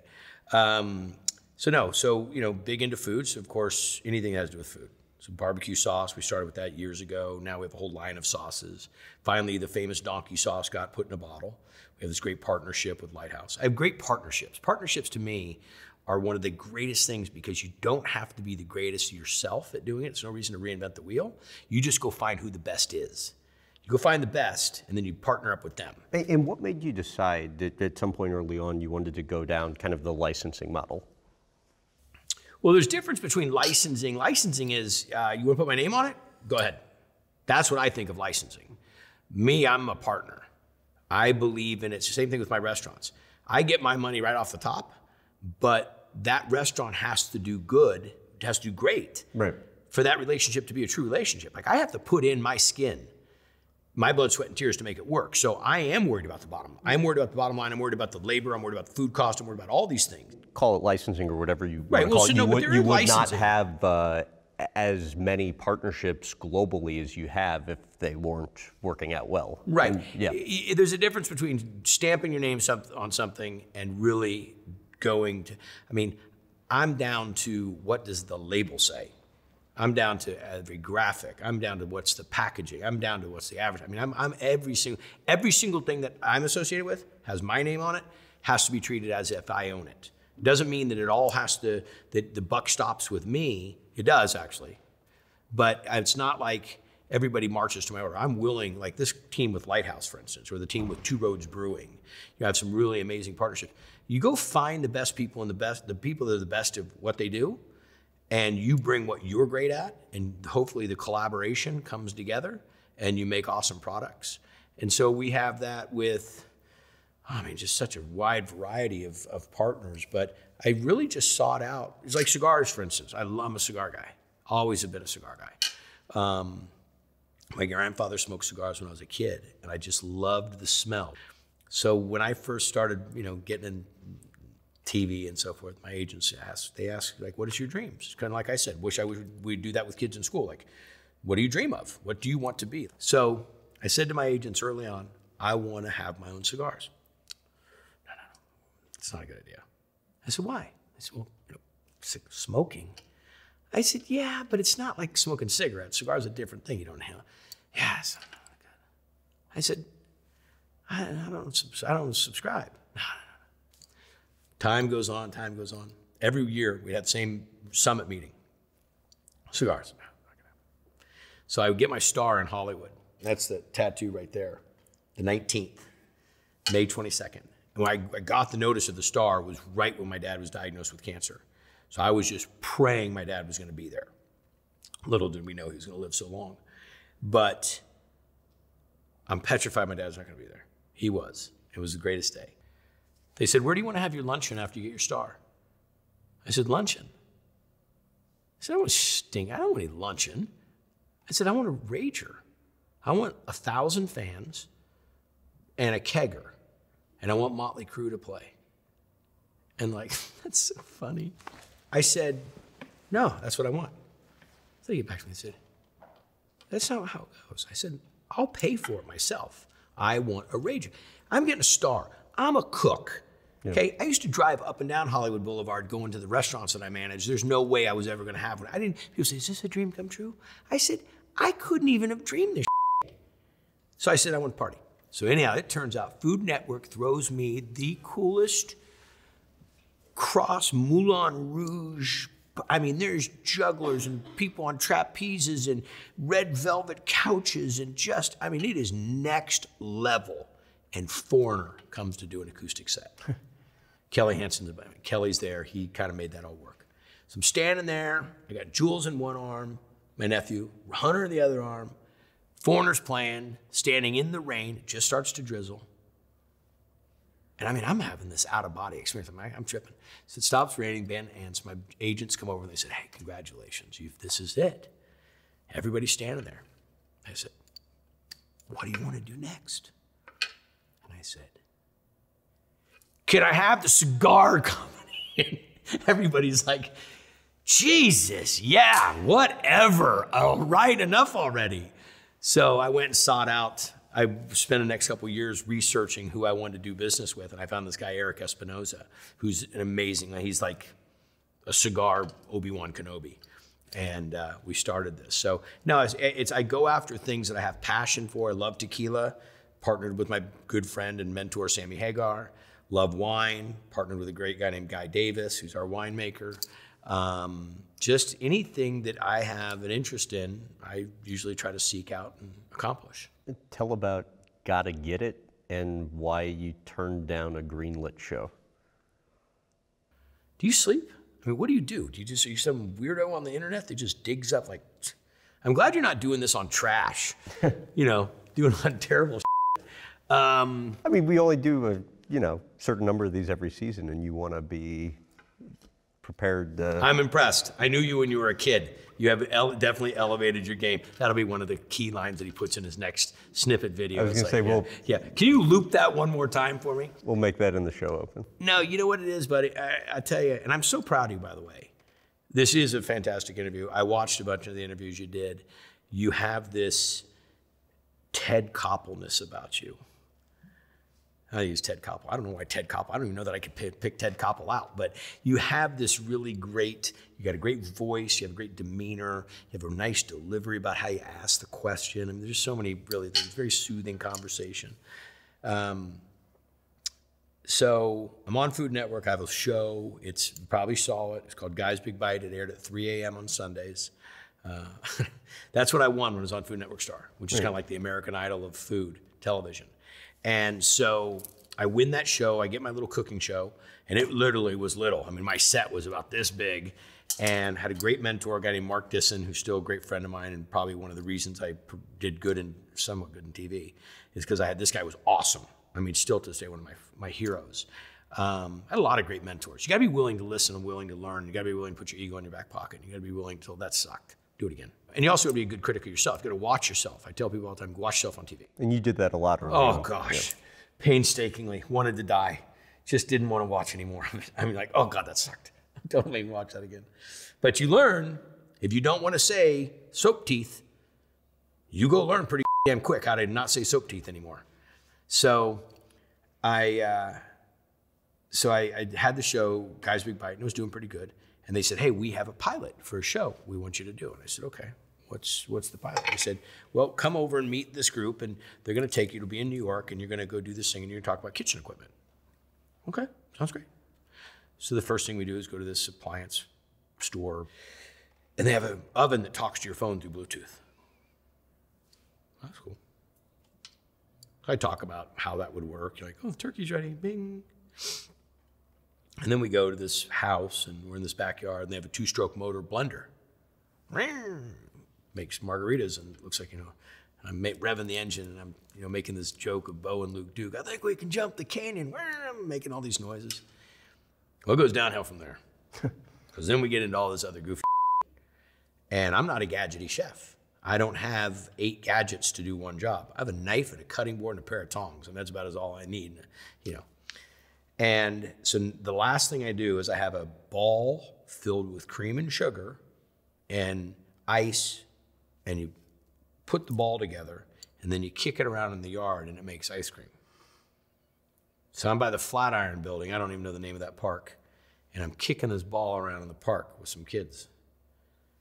Not that I don't love kids. Not that I don't love kicking a ball. I don't like being filmed kicking around going, isn't this fun? So anyhow, that's it. I go 2 days of that, and I'm done. About a month later, they call and say, congratulations, the show's greenlit. We get 13 episodes. Gotta get it. I said, I'm sorry. I'm not your guy. What? This is like the second level, third level producer. I said, I'm just not your guy. That's just not my stuff. Blah, blah, blah, blah, blah, click. An hour later, someone else calls. What is this? I hear you're not going to do this. Da, da, da, da. We da, da, da, da, da. I said, I'm sorry. I'm just not your guy. I just don't feel it. What? Click. Owner of the company calls me, the production company, reads me the riot act. You'll never work in this industry. Do you understand what you're throwing away? We spent so much money on you. I said, I am really sorry. Had anybody told me what this was about, I would have been very clear with you that this was not me. After 3 or 4 more phone calls from other people, I get the president of the Food Network. Brooke Johnson calls me. And this is before you had done anything there. This is your opportunity. Guy's Big Bite. Right. And Brooke has a very commanding Brooke's still one of my dearest friends. Love Brooke to death. Gave me so many opportunities. I couldn't. And the last thing I want to do is disappoint this woman. And she says, why are you doing this? You came on the Food Network to... I said, I came on the Food Network because it was a challenge. I won. I got my show. I didn't really figure this was going to go much further. I got a bunch of restaurants to go run. She goes, well, you're getting a chance to do a primetime show. I said, I'm sorry. I said, authenticity is everything. And I said, this is not me. I can't look at people and tell them that they need an avocado slicer. You need a butter knife, okay? Squeeze the avocado, pit falls out, butter knife, zip, zip, zip, zip, zip, boom, done, here you are. You don't need to go buy this thing for $8.99. She goes, you really feel this way? I said, I'm wholeheartedly feel this way. She said, okay, you may never get another shot. I said, I apologize, I'll just take that. 6 months later, they called. We have one more shot for you. I said, what is it? And they said, you're kind of like a food critic. I said, nope, not for me. They go, what? I go, no, not for me, I'm not a food critic. I'm a chef, I'm not a food critic. Okay, no. Okay, let me rephrase it. Not a food critic. You go around to mom and pop restaurants and just see what they make and talk about it. I said, I like that idea. What's it called? Divers, Drive-Ins, and Dive-Ins. I go, what's the name of it? Drivers, They couldn't even say it right. Because, it's a little tongue twister at first, which is one of the reasons I used to often call it Triple D. Mm-hmm. So anyhow, it turns out that show was a perfect fit. I loved it. And, 1,700 locations, 500 shows later, 17 years. The Triple D effect on businesses is what? Well, different things for different people, but for the most part, it is kind of the restaurant lottery. And I try to make everybody fully aware of this. This has nothing to do with me, okay? All I am is... bullshit, though. No bullshit. You don't give yourself enough credit. Hang on a second. You probably are changing my career. I know how many millions of viewers you get. These restaurants exist. These restaurants are doing great. These restaurants are they're popular in their town or in their community or their group or whatever it is. All I'm doing is shining the light on them. It's like they already exist. I'm not walking in saying, hey, do this, this, this, and this. You're going to be great.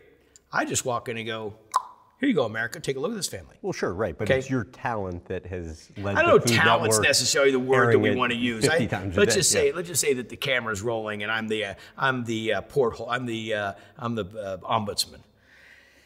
But the stories that I've heard, and we do a show now called Triple D Nation, where we go back to places like 6, 10, 15 years later. Oh, flat out make you cry. I mean, just flat out make you cry. The stories. So one happened the other day, a place called Tom's Barbecue in Memphis. And I remember it it was yesterday, because they took the ends of the ribs when they cut a St. Louis rib and they true it up. They take a spare rib to make it a St. Louis. They take off this end and there's these little riblets. And these guys would cut them, barbecue them, and cut them up and sell them. And there's little riblets and you eat them and they're delicious. And we hadn't shot the place. We shot the place 10 years ago. So we went back and did Triple D Nation. And I was in Memphis, and I couldn't go to the restaurant, but he came to a restaurant that I was shooting. We shot a little excerpt with him. And then my film crew went to the restaurant later and shot a thing about him, and then we were going to re-air it. Well, then I had an event in South Beach at the Food and Wine Festival, and I invited him. And I come off stage, and he's standing there with his wife, and something's wrong. And I just had seen him. And I'm like, is everything okay? And he goes, yeah, we just wanted, I didn't get a chance to tell you when you interviewed me a couple weeks ago about what happened. He says, pardon me if I get my numbers wrong, but you helped put 4 of our kids through college, and 2 of them through medical school. And I'm like, wow. And he goes, you changed our whole life. Like, everything has changed. And I'm like, wow, that's really, and he goes, here. And he hands me this box. And I open it up. And it's this full blinged out gold chain. I mean, like, bling. I'm like, I can't accept this. And they're like, no. And they're backing away, like they have to. And I'm just standing there in awe. They're crying. I'm a mess. And I don't do it for that. That's not any reason at all that I do it. I do it because I'm a chef and I'm a restaurant owner. And I know how hard it is to make money in this business. And back when I first started my restaurants, the only way you could get advertisement was the Yellow Pages, a radio TV commercial, or maybe a good write-up in the paper. Social media came along, and that's really been positive and negative, because you can live by the sword, die by the sword. But the fact of what we do, because I'm all positive energy. That's how I am in my life anyways. I'm not into the negative. I mean, there's so much negative we could highlight, and that's what people feed off of. Unfortunately, a lot of folks do. I'm just not into it. I don't subscribe to it. People are like, why don't you tell us the places you don't like? I said, yeah. Hey, come on down to this place. It sucks. No, that's just not in my DNA. But we go to places, 4, 5, 10 franchise now locations. We go to places that, I mean, it's amazing what happens. And they took an opportunity, they took a spark, and they made a fire. And to be the guy that got a chance to maybe be some of the spark, that's the greatest. And that just solely me as a chef and a restaurant owner, and as a person, as a human, as a dad, as an entrepreneur, to be the guy that got to participate in that, to be around that, and then to hear the story later. So the gold chain was the nicest thing in the world, but you know what? Just hearing that 4 kids got a chance to go to college and 2 became doctors. That's the kind of stuff that I get more. I've said this before, Graham, a bunch of times. Had I not had the response or got the insight to what this show was doing, I would have stopped a long time ago. You would have. Oh, you don't have any idea of the grind. The amount of the days, the months, the years. 17 years of being on the road. And I'm not bitching. Don't get me wrong. I mean, work is work. But being away from my family was tough. That was one of the toughest pieces of all of it. But knowing what it did, it was my opportunity to step up and do something. And I had the opportunity to do it. You got to take the shot. The only one you miss is the one you don't take. As long as there's one restaurant, there's one guest, there's one experience that happened that was a better place, then I think I did a good job, From what I understand, when Food Network originally called you to come to New York to compete in the, Food Network's Next Star show, whatever it was called, you originally weren't even going to go. Well, I didn't believe it was them. Oh, really? 10 o'clock at night, they called me. And I said, right. Hello, Food Network, blah, blah, blah. I did. I thought it was one of my friends screwing with me. Because I didn't want to do the demo tape. I had this buddy, Rob, and another buddy of mine, Mustard, that pushed me. They really said, you got to do this, got to do this, got to do this. I said, I'm doing this. You know, I didn't even watch food. I'd never seen a single show on the Food Network. And not because Food Network wasn't awesome back then. I just work it every day of my life. I don't want to go home and have somebody telling me how to boil an egg. So when I submitted the tape, they called. And the lady goes, what can I call at a better time? And I'm like, is this serious? She goes, yeah. She goes, there'll be a contract on your door tomorrow morning. We FedExed it. So they get it, and I read it, and I'm like, this is horrible. They want my life. So I sent it to an attorney buddy of mine. He looked at it, and he goes, yeah, you're signing your life away on this one. But it was my dad's birthday, November 19th. Flew to New York. Never been to New York. Flew to New York in shorts, flip-flops, and a yellow leather jacket. Lori encouraged you. Oh, Lori, we were 8 months pregnant with Ryder. You had to have a second phone. And, I had a burner phone. Not that I knew what a burner phone was, but they told us you're going to have to turn your phone every day. Oh, you got it. Mm-hmm. No problem. I go, we got one of those old cell phones we got, babe? She goes, yeah. BlackBerry Touch or whatever. I'm like, okay, here we go. Come on, turn your phone in. Here you go. I powered off, charged it. It wasn't even working. Kept my phone in my pocket. So what caused you to hit it off with Lori after firing her friend? Oh, so Lori didn't even know that girl. So I was a restaurant manager. I thought it was her friend. Oh, it was. Well, what it was is I was managing a restaurant in Los Angeles. I was out of college for 2 years, managing this big restaurant called Parker's Lighthouse. Mm-hmm. And I had fired her friend, and the rule was when you were fired, you couldn't come in the restaurant for 30 days. Friday night, just getting dinner service started, big restaurant, 3 stories high, and in comes this girl. And I'm like, where are you going?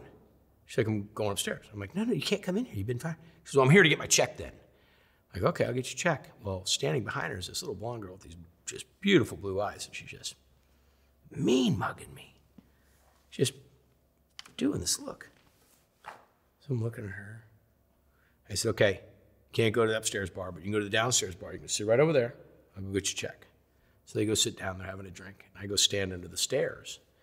And I'm looking at this girl, and I'm just mesmerized by this girl. What the f? So I'm standing there, and the roommate of the girl that I had fired, a girl named Kelly, comes up and goes, what's going on? I said, who's the girl with, what's her name? She goes, oh, that's our friend Lori. She's moving to San Diego. She's from Rhode Island. I said, I'm gonna marry that girl. And she smacks me and she goes, you have a girlfriend. And I'm like, I'm just telling you, I'm gonna marry that girl. I mean, that's no bullshit. That is 1,000% all my kids. That is exactly what came out of my mouth. And that was it. How do you go from too convoluted to get it? Basically what happened is Lori didn't move to California to get married. Lori came to get out of Rhode Island, go live in San Diego. She was on her way to San Diego. She was literally, her car was packed on her way to San Diego. So she went down to Costa Mesa, got a job. Finally, we started a date, and it went on from there. And so then I'm working for another company, and I'm a district manager for them. And, my whole goal is to open my own restaurant. That's my thing. So finally, at 5 months pregnant, I said, I just got her to agree. We left LA, loaded up everything we had in a trailer that I made. My dad flew down and drove with her in a Hyundai that had 400,000 miles on it. I drove my pickup truck and our 2 Rottweilers, and we drove up here to Northern California. She went to my parents' house, stayed with them. I stayed here in Sonoma County to try to find a job. And I didn't want to go to a corporate job or anything like that because I had to build my restaurant. And built the restaurant with a buddy of mine. And from the day we got the keys to the building, we opened in 30 days. Wow. Because we had it all compact inside. I mean, we had the recipes and the menus and everything in our mind. We'd all had it on paper because we both came from corporate restaurant. We knew what we wanted to do. Was it Catalina Island in a missed boat, proposal? That was a great something like that. Jesus, I've always got a buddy. I mean, I've always got a friend that does something. A friend of a friend. I mean, it's a funny story about how things work. I mean, I can get pretty much anything done. And it's, again, you just do what you can for people, and then you never know when you're going to call on them. It's a little Godfatherish, but it is really, one day. So I want to get engaged to Lori. So I don't have a lot of money, so I save up my money and to get the ring. And we live with my sister and her husband. And we live in a little 2-bedroom beach house in Long Beach. And I want to get married. So we take we go to Catalina. So I've organized this for about 6 months, 4 months. So a buddy of mine has a buddy that works in Catalina, and there's in Catalina, the big opera hall is called the Casino. Casino in Italian means community meeting place. So he has a buddy that works there. So I want to go and get engaged there at the casino. Great. Casino's closed for renovations. But I've talked to the guy and I get an idea. So we take the ferry across, talking to some people on the way. He's like, hey, I'm going to get engaged. Like, oh my God, that's so great. When you get done, come to our house. So anyhow, we get to Catalina and we go to the casino. I got the ring in my pocket. Jamie and my sister know what's going to happen. Jamie's my brother-in-law, my sister Morgan. They know what's going to happen. And so we get to the ticket booth, and there's my buddy Jimmy, who's a waiter for me, dressed up in the ticket booth outfit, selling us the tickets. Just as we're buying the tickets, a German tour group shows up, wanting to go to the casino because the casino's this big tour. And Jimmy's looking at me and I'm looking at them, and we can't blow cover. And he's just like, I'm like, so he sells the Germans tickets.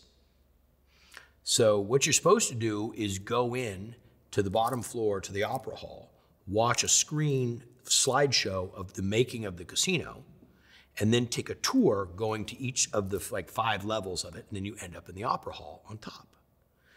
So that's not how we start. We are in the ballroom up top, and the ballroom is massive if you've ever seen the pictures of it. It's one of the most incredible places in the world. So we start up there, and we'd go on the tour, and we're walking around, and the whole time I'm like, gosh, my stomach is really bothering me. I must have eaten something on the boat that is, it's just killing me. I'm telling Lori about it. I'm like, my stomach. So we do the whole tour, and we end up as what's normally the beginning of the tour, as the end of the tour, which is the slideshow. So we're sitting in this ballroom, or in this opera hall, and you can hear a pin drop on the stage and hear it acoustically perfect. I mean, it's amazing. And so they're going through and they're doing the click and they're showing the building and they're showing the people that have been there. And the person leading on the tour says, and now a few famous faces from the past. Click. And that's my cue. Oh God, I have to go to the restroom. I'll be right back. She's like, you sure you want me to go with you? And I'm like, no, just stay. So I get up, I go out the door, come out, and there's Jimmy and his buddy waiting for me. So we run all the way around the casino to the back, and I come through the stage, up through the trap door behind the screen. And on the screen she clicks, and all of a sudden a big, really cool artistic heart shows up on a slide. Oh, excuse me, folks, somebody must have used the projector. Click, another Duke Ellington, old car, gangster. Click, Will. So I'm sorry, folks. Click, click, more pictures. Click again, will you? She's like, let me just check this projector. This is, click, more pictures. Will you marry? She goes, oh my goodness, someone must have used this. Will you marry me? Oh, this, click, click, heart, will you marry me? And then click, Lori. And people just, and I come from around the stage, around the curtain, and I get down on my knee and I have the ring, and I said, will you marry me, Lori? And all she goes is, and I don't know if this is gonna be right for the show, no way. Total Rhode Island girl, no way. And everybody goes nuts. The Germans, they think it's part of a show. So she comes down, put the ring, she's bawling, I'm bawling, Jimmy's bawling, everybody's bawling. And we go from there back up to the dance floor, to the ballroom. And we're popping champagne with the Germans. We're going crazy. It's crazy. But it's always supposed to be Jamie, Morgan, me, and Lori, and that's it. But now there's 30 Germans. So the whole thing ends. We leave, we're walking down the streets. Well, we had other friends go and put up billets for a concert. And all along the telephone poles, congratulations, Lori and Guy, congratulations, Lori and Guy. She's just like, what the? So we go to the restaurant, the Blue Marlin, and the table tents say, congratulations, Lori and Guy. So it's about 5 o'clock. I go, I got to go back and tip Jimmy and all the guys for the thing because this is, I got to do it. I said, I'll be right back. And she goes, no, I'll go with you. This is full, like she just got done bawling to her parents. She's like, I'll go with you. I'm going to go with you. I'm like, okay. So we're holding hands and we walk down there and we come up and all the doors are locked and there's a janitor that's mopping the elevator. And I'm knocking on the door in the elevator. And he says, yeah, I can help you. I said, I'm looking for Jimmy and I want to give him a tip. He goes, oh, he's upstairs. And I go, okay. And so he goes, no, I can't use the elevator. I'm cleaning it. Someone got sick in it. So I thought one of the Germans, threw up in it. I know it. So we take the walkway, and it's like stadium walkways in a football stadium. So we have to walk up 5 flights of these stadium walkways, these ramps. Well, the guy mopping was Jimmy. She didn't recognize him. So he tears off his coveralls, and he's in a tuxedo. So as we come up to the top of the precipice into the ballroom, just as the sunset, we planned it perfectly, just as the sunset is coming through the windows, and in the center of the ballroom is a table for 2 covered in these small little dwarf trees. Pavarotti is blaring, and there's 24 cabbage head roses, these huge roses that my buddy had gotten for me at the flower market, draped over the table, and I had 3-pound live Maine lobsters sitting on the table, and Jimmy standing there, and it was it. I mean, she just lost it. So she's crying in the lobster. I'm smoking one of my favorite cigars, which is called a Hoyo de Monterey double Corona. And I'm sitting there smoking this. We're listening to this, drinking some great wine. She's crying in the lobster. That was it. Pretty good story. Right? Yeah. It sucked after that. No, I want to ask you about your sister Morgan. Yeah. You have said you credit a lot of your success to the education that she gave you. How so? My sister had a different, when you battle cancer at 4 years old, she had cancer at 4, survived it. You guys spent time living at the Ronald McDonald house. So the great thing was that was when Ronald McDonald's house was first starting in San Francisco. My parents went down a lot of times, brought a lot of furniture down, did a lot of things to help. But we lived in our car a lot. My sister got cancer again when she was 38. Vegetarian, massage therapist, single mom, couldn't live a healthier life, African dance, gorgeous, gets melanoma, a derivative of what's called Wilms tumor, this tumor that she had as a child. And here we go in this battle. Oh my God. That was the worst thing to ever be around. And to think of her, and leaving Jules, my nephew, it was horrific. But my sister would say, I'm coming over for dinner. And she wasn't a bossy redhead. She wasn't mean. But she just had her thing, like, I'm coming over for dinner. Could we just have something other than grilled vegetables with balsamic glaze and basmati rice? Because that's what I'd make her every time. I'm making everything else for everybody else. And then she's like, I just don't want that because it's what you make every time. I'm like, wow. So I had to okay, well, I guess like cauliflower steak, but make it like piccata. Okay. So that really just taught me a lot. And then she had to work within a real serious pH diet because of the cancer and no sugar because cancer loves sugar and all these different things. And so I just really spent a lot of time trying to cook the right way for her. But her strength, knowing that she was dying and knowing that she was leaving her kid, and knowing that it was happening, I just watched. I don't know what you look like when you're a general in the face of battle and they're attacking and there's no, positive win. This woman was just steadfast, stuck to it and held on. And it was just, it was pretty amazing. And the thing was, it taught me a lot about, I thought you died and creepy, I don't know. We laid in mourning for 2 days, shrouded in flowers in the living room. We had a luncheon. Kids played. People took pictures with her. That was the oddest, creepiest thing in the world I thought would ever happen. It was the most beautiful, amazing, most dignified thing I could ever imagine happening to somebody. It changed my whole way of looking at death. How so? It wasn't, I don't know, I just thought the body, I don't know what happened. Maybe it's because of movies or something. You just thought it was not a beautiful thing.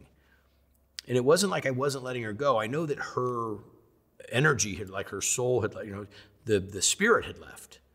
But it was this thing of celebrating. It was like total respect of the person. How did your parents get through that? Oh, Jesus. I don't think they ever got through it. I don't think they ever got through it. I don't know. I don't think of anything that there is worse to do to somebody than for them to survive their child passing.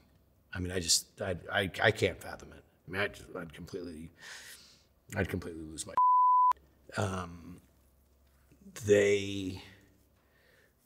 We spent a lot of time talking about it, a lot of time honoring her. That was one of the things I tried to do the most, is make sure that I kept her top of mind always. You know, like always, and that's the reason I went and got the tattoo of her. And why that tattoo? So it's the it's a little foggy. We should get it better. All right, I got any lotion? Let's get a little bit better so it's not so chalky.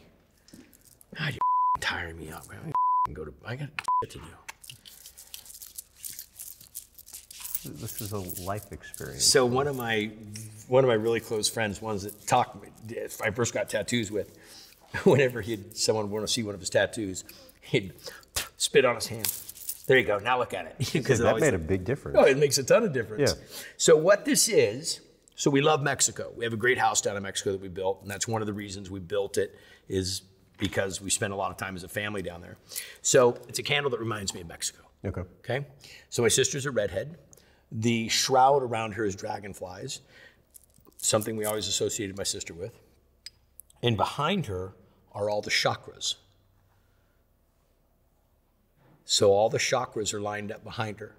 So my sister was very spiritual, very grounded, and these were just all things. And namaste, which is one of my favorite words now, and if you celebrate the word and understand it, but it's the power in me celebrates the power in you. The God in me sees the God in you. And that was her word. It was her word. Yeah. End of every message, voicemail, letter, it was namaste.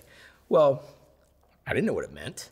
Namaste, hippie, hey. You know, I'd always have something to say about it.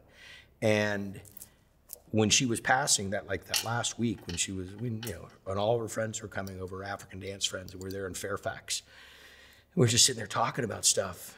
And, you're so vulnerable, happily vulnerable. You're willing to listen and learn and I'm trying to get in touch with, what am I getting ready to experience? And all these amazing women and friends of hers were so in touch. It's like I was coming from a different perspective in life. I hadn't been as, just you have different awareness. Like I could sit there and tell them a million things about other aspects of life and business, but they were really into their spirituality. And so they were telling me about namaste, and I'm like, of course. So I went to my tattoo artist, the guy who's done all these tattoos, and a great friend of mine, a guy named Joe Leonard, and I said, this is what I want to achieve. And so he drew it up. And so my mom has never been a fan of my tattoos. Not negative, not like, oh, you did that to your body. Just like, well, why? And every tattoo has, so this was the day, the Los Dias de Muerte, that after she died, that day I went and had this done in honor of her,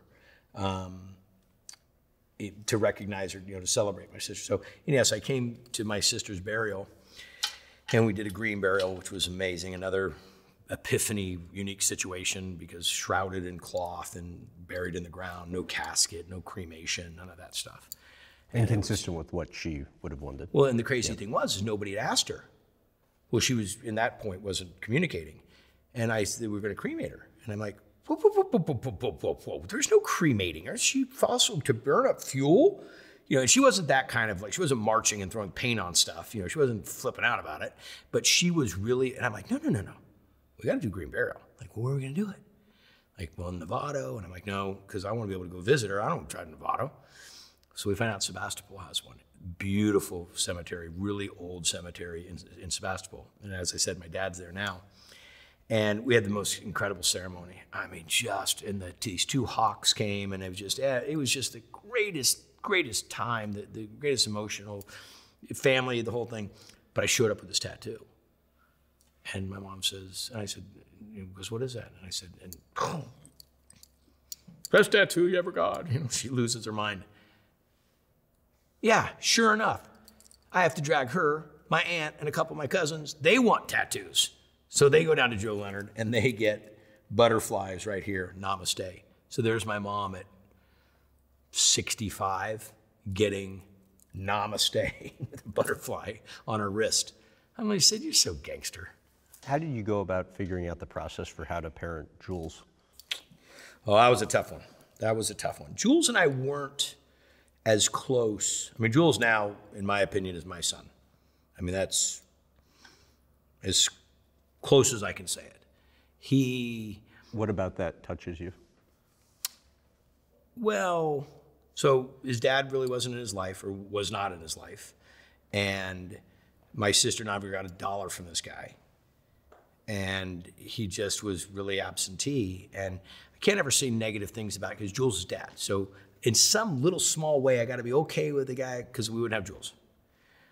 But Jules would come to our house. We'd watch him for the weekend. And Jules would eat every bit of junk food or candy or whatever he could get in his face because there was none of that at his house.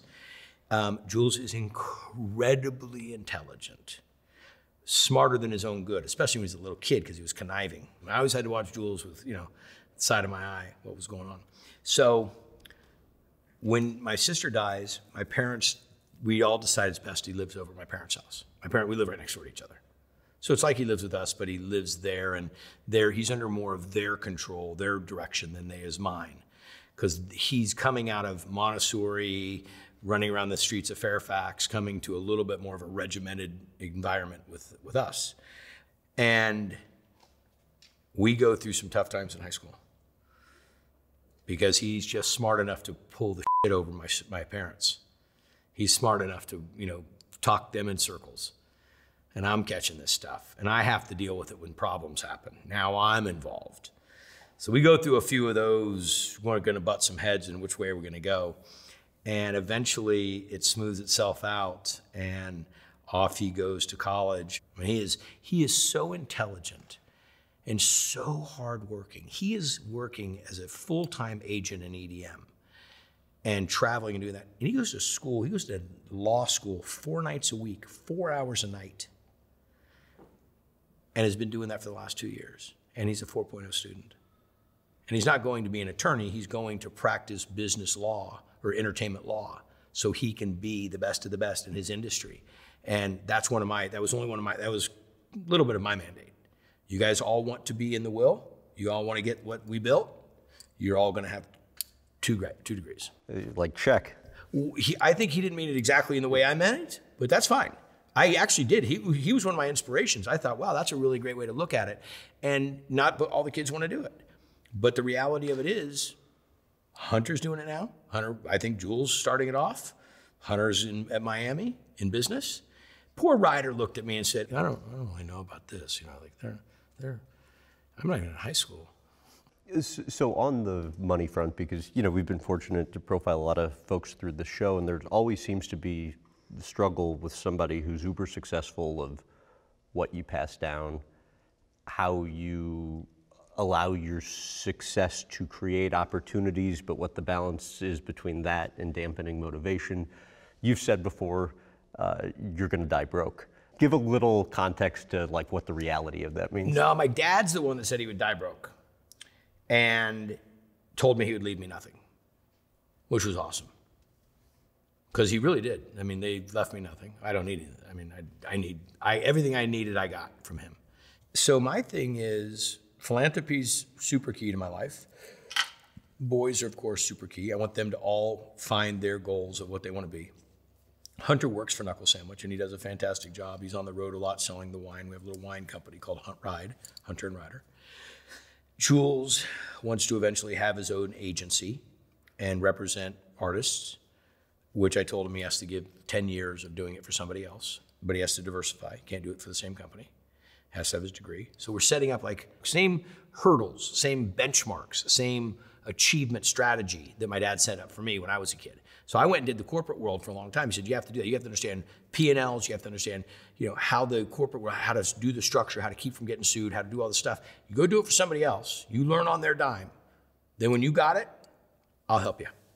And they mortgaged their house. I needed $50,000. And they were close to retirement. They were retired, yeah, and they mortgaged their house so I could do it. I paid them back in 6 months. I paid them back the 50 grand in 6 months. But, so no, the thing is, I want the kids to have, we have the big ranch, we have the small ranch, we have the Florida house, we have the Mexico. We've got a lot of stuff. My dad said to me, when he was like the last week he was alive, I said, Dad, I just want you to know, I got all your taken care of. I got everything handled. At the house, my childhood home, how that's being handled. They owned a small restaurant, how that's being handled. Mom, taking over all the bills. I'm paying all the bills, got all that handled. I got all your shit handled. And he looks at me and he goes, I'm worried about my shit. You're the one with a ton of shit. Who's gonna handle all your shit when you die? Don't leave those kids with a bunch of headaches. I'm like, really? And it was very Godfatherish. He's laying in the hospital, but he died at home, but he's laying in one of those hospital beds. He's like, you got more than anybody. It's pretty funny. You've had your critics over the years. I have? And I'd have to imagine, most of it's funny now, right? Because success is the ultimate revenge. But how do you tolerate that?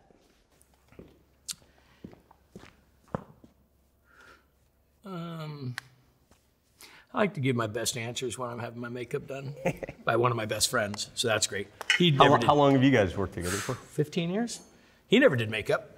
He was a hairstylist, owned a salon, and I had to do a commercial, or like a small commercial, and his sister is a makeup artist, so his sister came to do my makeup. And I'm like, dude, if you learn how to do makeup, then you could come with me. He's like, okay. So his sister taught him how to do makeup. So that goes on for about a year. And then I'd get this big show for NBC, Minute to Win It. And we go down there. And we're doing and I can hear in the IFB, the producer's like, cut, do not roll.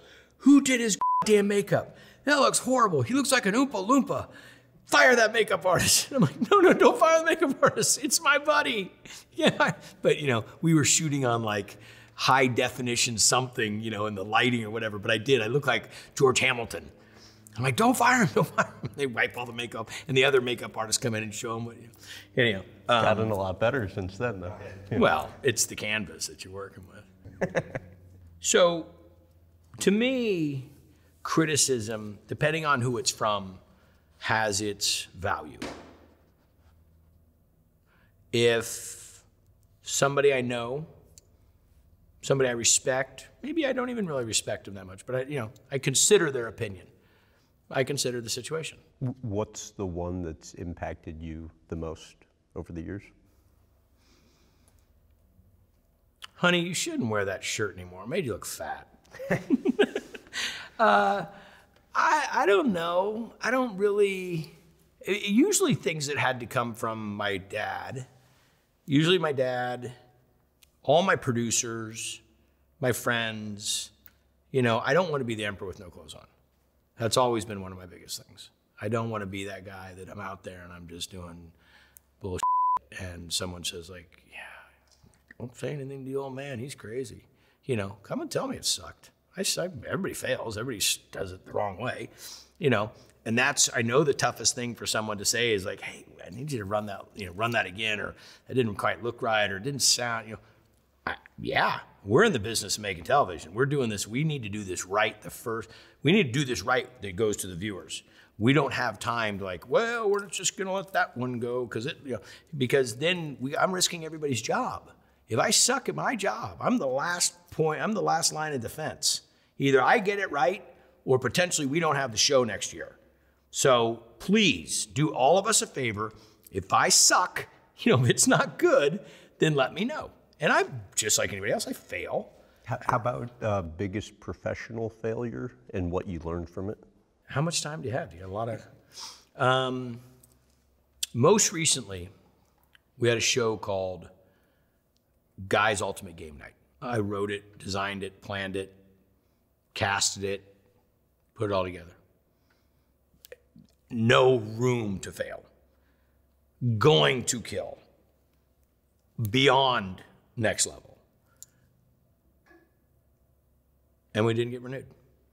It was a very tough pill to swallow because I had so much invested in it. And maybe that was part of the failure, is that I got too close to it. I wasn't sitting back objectively looking at it enough. Like I was too passionate about it. Like I was too, it can't fail. It's so great. It's, you know, it's like you get so close to it, you get burned by it. But I don't operate in failure. I don't think about things like, I mean, I don't How like, so? Okay, well, you look at your greatest home run hitters. They also strike out probably the most. Right. It's boxers. You don't go out there and you throw every punch as a knockout punch. You get knocked down, so I don't look at it as failure. I just look at it as like, okay, here's what I got from that one, this one, I'm not gonna screw with that. I'm not gonna follow that method again, or I'm not gonna take that. So I don't have like a real failure button. Not that I'm ridiculously not aware of reality and pain and stuff like that. It's just there's really no time to sit there and cry about it. There's no crying in baseball, if you didn't know that. I learned that. Tom Hanks taught me that. You interviewed him. That was a great interview, by the way. But there's no crying in baseball. And we gotta be ready to pivot and grow from what we did wrong today and be better by tomorrow and that kind of thing. I make one of the best tequilas in the world. Santo Tequila with my buddy Sammy Hagar. We're additive free. We're no bullshit. No color, no additives, no glycerin, no sugar, no anything. I mean, best agave you can get, third generation distiller, small batch tequila in old bourbon barrels. And yet we fight tooth and nail every day to keep going and getting our mark, getting our name out there about who we are and that we're not a celebrity tequila. Part of the game is the battle. That's part of what I love the most. It's like when it's easy, it's not that much fun. And you have found a way to deal with any of that noise well and keep moving forward. It's like giving it attention. If it really means that much to you, look at what you want to do with it. Do you want to continue on the negativity, or do you want to let the positivity reign through? And sometimes when you feed into the negativity, you can drown all the positivity out of it. So if you allow the booing or hissing or whatever you want to call it go on, it's going to go on for a while. It's part of life. I mean, it's not like it doesn't happen to everybody in every situation. Right. It doesn't mean that misery loves company. I mean, nobody likes it. Yes, we'd all love to walk along through life in, happiness and cotton candy land. But the reality of it is it's on every platform, at every level, at every age, forever. Would rather it not, but it does. And my choice, my methodology is to not lend to it, try not to participate in it. Do I watch TV sometimes and say, F that, God can never believe that, I've got an opinion about shit. I'm not the one that usually feels anybody else needs to hear about it because I'm on a platform that people watch my show. That's craziness to me. But everybody ought to be the way you want to be. I was just at a meeting the other day and I said, I was raised in a small town and I didn't need to have a bunch of rules of how we were going to live. We just lived inside of a community and everybody treated each other the way they wanted to be treated. I think if we went back to those, what do they say, everything you need to know you learn in kindergarten? I want to talk to you about philanthropy. Explain how your childhood Kool-Aid booth impacted your early charity work. I got fired from the Kool-Aid booth. Do you know about that? I don't like to talk about it. My director of sanitation came in and fired me, my old man. It's because I had a purple arm. I was stirring the Kool-Aid with my arm because the dog took my stick. That was a true story, which led into the pretzel business. But No, philanthropy was just a way that we were in our town. I'd love to tell the story about my dad. There's a famous building in our town up at the Fireman's Park, and they were going to tear it down. And my dad and a bunch of guys from our town went to the sheriff and said, hey, you've got all these guys incarcerated, these contractors and plumbers and electricians and so forth, and we need to retrofit this building for earthquake and sprinkle it, or we're going to tear this community center down in Ferndale. And Ferndale didn't have a lot of community buildings. And so they all got together and brought these contractors in and got them to retrofit the building. And ironically enough, maybe 10, 15 years later, my sister had her wedding reception there. So we all have something we can do. Not everybody is physically fit, financially fit, mentally fit, emotionally fit. Everybody's got something, though. And if everybody could just change their paradigm by 10%, we can all do something to make it better. We can all do something to participate in our community. And I think that if everybody really was doing their 10%, I think we could just really right a lot of the wrongs that go on. And so my interest is, I get a lot of light shown on me, which I really appreciate. I mean, I couldn't be more appreciative of the fans. Henry Winkler told me one time, who I was a big Fonz fan, still am a big Fonz fan. And I was doing a thing at NBC, and I was with him, and we were at this media corral. And it was one of the greatest, young moments of my career. And I'm sitting there, and I'm doing an interview. And all of a sudden, someone grabs me by the shoulders and said, you know who this guy is? This is one of the hardest working people in media and TV you'll ever see. I'm like, who is saying this? And I had never met him before. And I turn, and it's Henry Winkler. And I'm not kidding you, man, to keep my composure after that and I have an autograph that he sent me that said that. But anyhow, we're there, and we're standing there, and there's tons of fans, and things are going nuts. And I'm like, you've been doing this, Henry, for how long? I said, how do you handle all the fans? And he goes, for you, it's your 10 millionth picture. For them, it's their only one. And I went, whoa. That's exactly it. That's namaste. That's the God in me sees the God that God in you, the power in me sees it. I'm recognizing this person is, for them, it's their moment. And that just changed my paradigm 100%. I was at the Olympics the other day, and this young girl fought through the security to come down to get a picture with me. She's 5th grade and a baker, and had been in a baking competition, didn't win. She came down, the nicest, most polite young lady. And she's sitting there talking to me, and then she was leaving. I said, excuse me, did you want to get a picture? And she goes, I didn't want to bother you.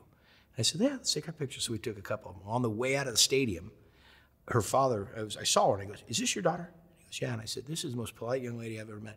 I said, please take down my admin's email and reach out to me. I don't know why yet, but just reach out to me. So he reached out, and he sent the picture. So we printed the picture, and we're sending it back to Paris to this young girl.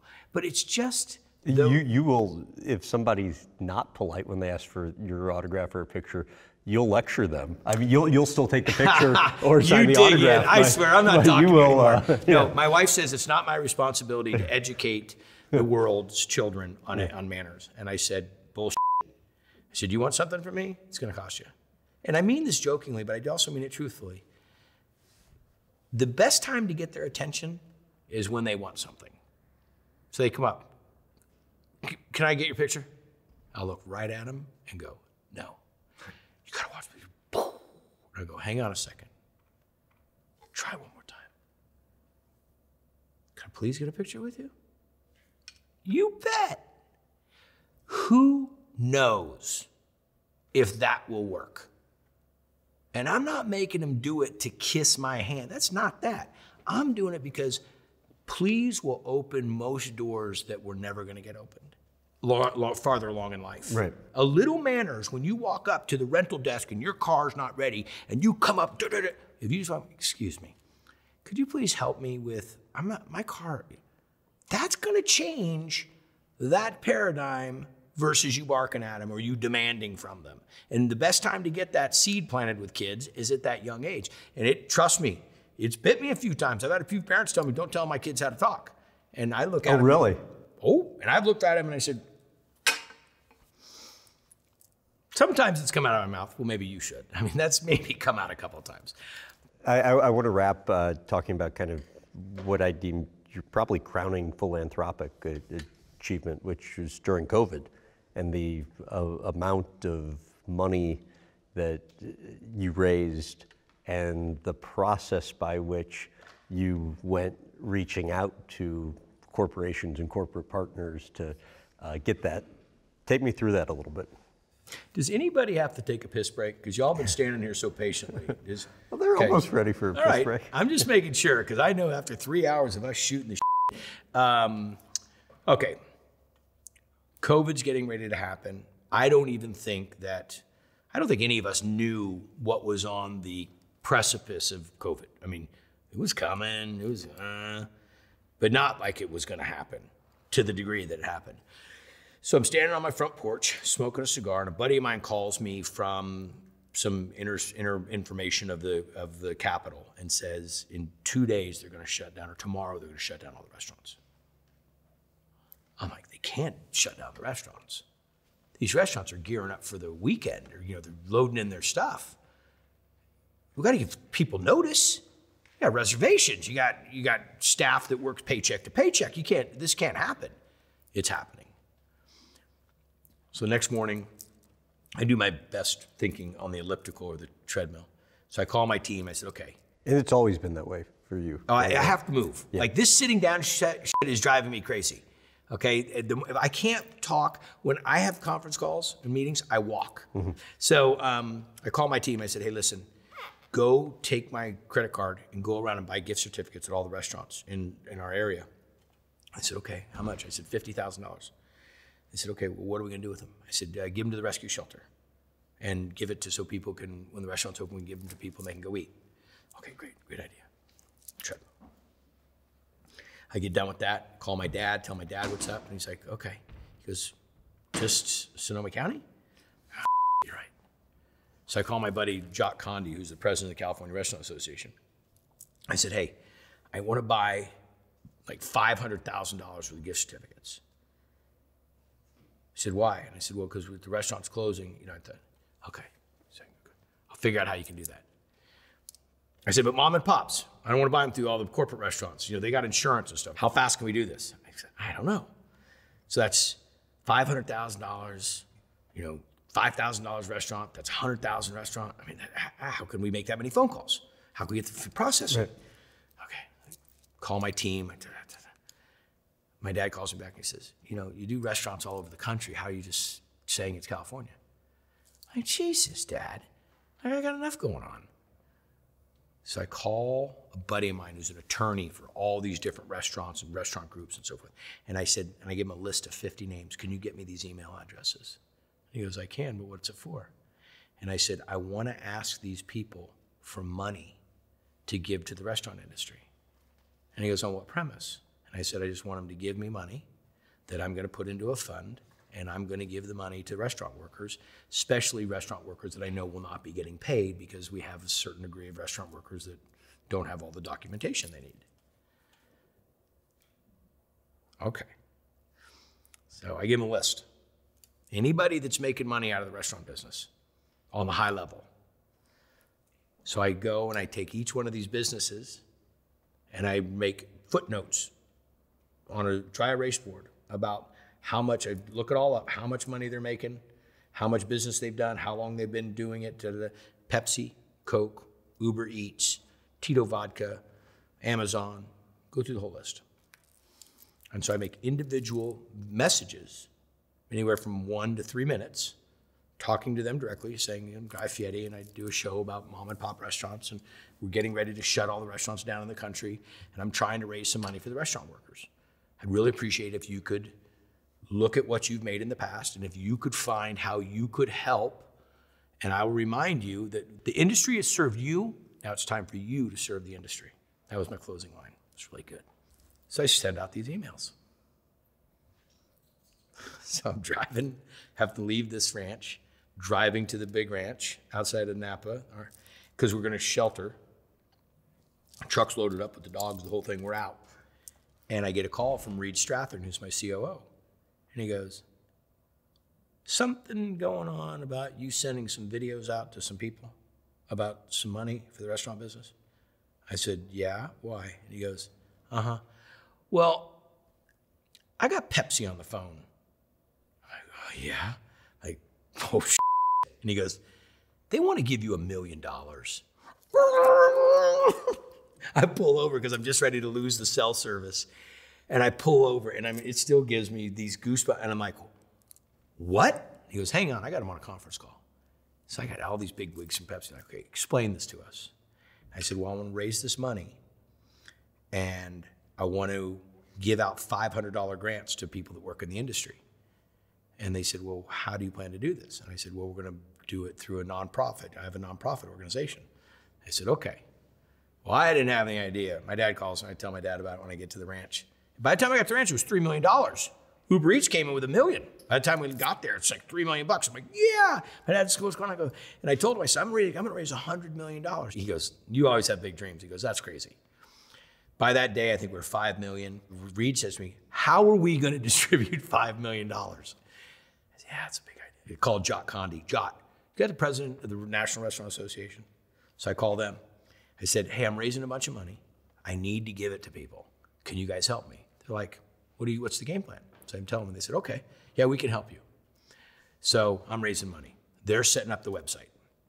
We're telling people where they can go. I'm getting up at 4 a.m. every morning doing live feeds to New York on all the different morning shows, pitching my great idea. And the numbers keep ticking. 10 million, 12, I mean, every day we're getting more and more million. I mean, we got up to 26.8 million, 25 or 26. And we raised all this money. Well, all of a sudden, the National Restaurant Association clicks the go button and turns on the website. Boom, shut down. I mean, it just got destroyed from the people signing up. 1.7 million workers were out of work. And here we are giving $500 grants. We gave 45,500 grants. 45,000 people got a $500 grant. Tito Vodka himself called me. He wanted to know what the story was. Everybody wanted to talk to me directly about, like, what's this? What's the hocus pocus you got going on? And once I explained it to them, they were like, we're down. Pepsi called me back and gave me another $1 million. And this is what I tried to explain to everybody. I can't give everybody $500. I know that. But I'm not going to stop because I can't. You're going to play as long as you can until you're out of bullets. You're going to keep playing ball in the street until the street light goes out. You know, you're going to give it all you got. I was leaving a Triple D location, one of the first places we shot after the pandemic. It was still, you know, a lot of masks and that kind of thing. And I'm pulling away in the car, and this girl comes around and starts banging on the glass. And I'm very, you know, excited fan. And she gives me this heart or this thing, and I'm like, and she's crying. And I'm like, I can't drive away from somebody crying. I roll down the window, and she says, I got the money. I got the money. I'm like, she goes, I got the money. I got the $500 check. And she said, I never thought I would see you to tell you. And I got out of the car, and I gave her this hug, and she's crying, and she says, and she goes, it was just so great to know you cared. And that's when it really came like full circle. It wasn't about the money. It was about everybody in the industry knowing that one of theirs, one of the people that came from the industry, that started as a busboy in a Mexican restaurant when he was 12 years old, 13 years old, that made his way, you know, up the ladder, took his time, or, you know, and gathered people to focus on the industry that does so much for mankind. It's not about eating in restaurants. It's not about drinking in restaurants. There's a social gathering aspect, community, connection, well-being, feeling, energy that comes from restaurants that can never be duplicated at home, or it's something about restaurants. I say it all the time when I go to a great restaurant and it's doing so great in a neighborhood. I'm like, you know what? After today, property values just went up because they found out about your restaurant. But when people go to look for a house, they'll say, like, what are the grocery stores like around here? What are the restaurants like around here? So for me, I didn't know how big of a tail of the tiger I had grabbed, but it sure was, if I look at the accomplishments. But again, I'll pay that all back.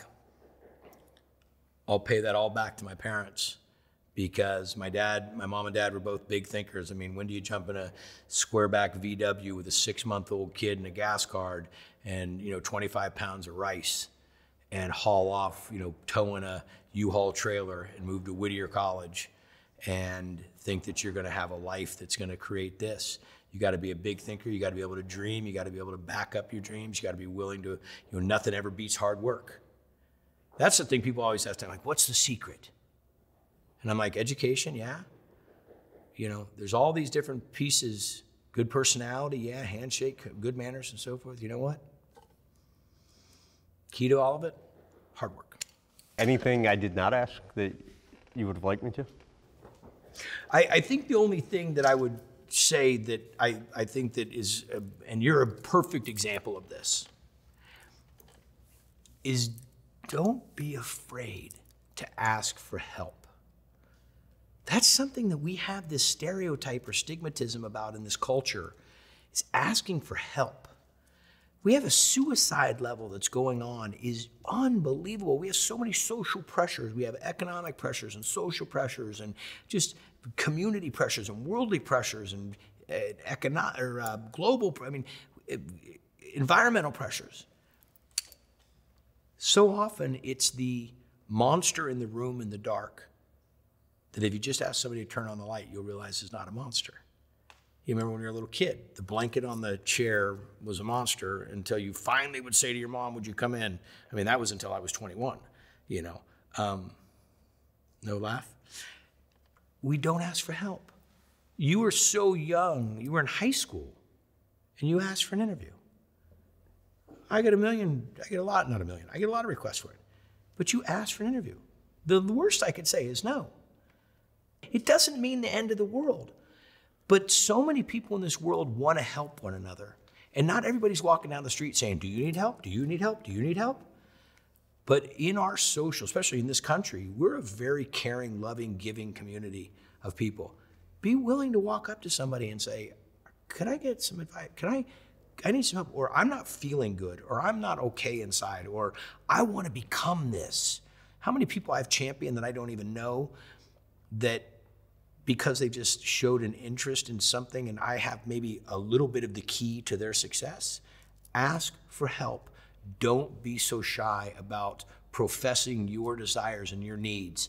I think you'll get a lot more out of this life if you're willing just to trust in others to give you some help. Right, and if you want to achieve your dreams, one, you're going to hear no along the way, but two, show me somebody who's achieved their dreams that has not had to build a healthy degree of confidence along the way. Don't get such a big ego that you're not willing to be told no, or that you're not be willing to, you're never going to fly if you don't try.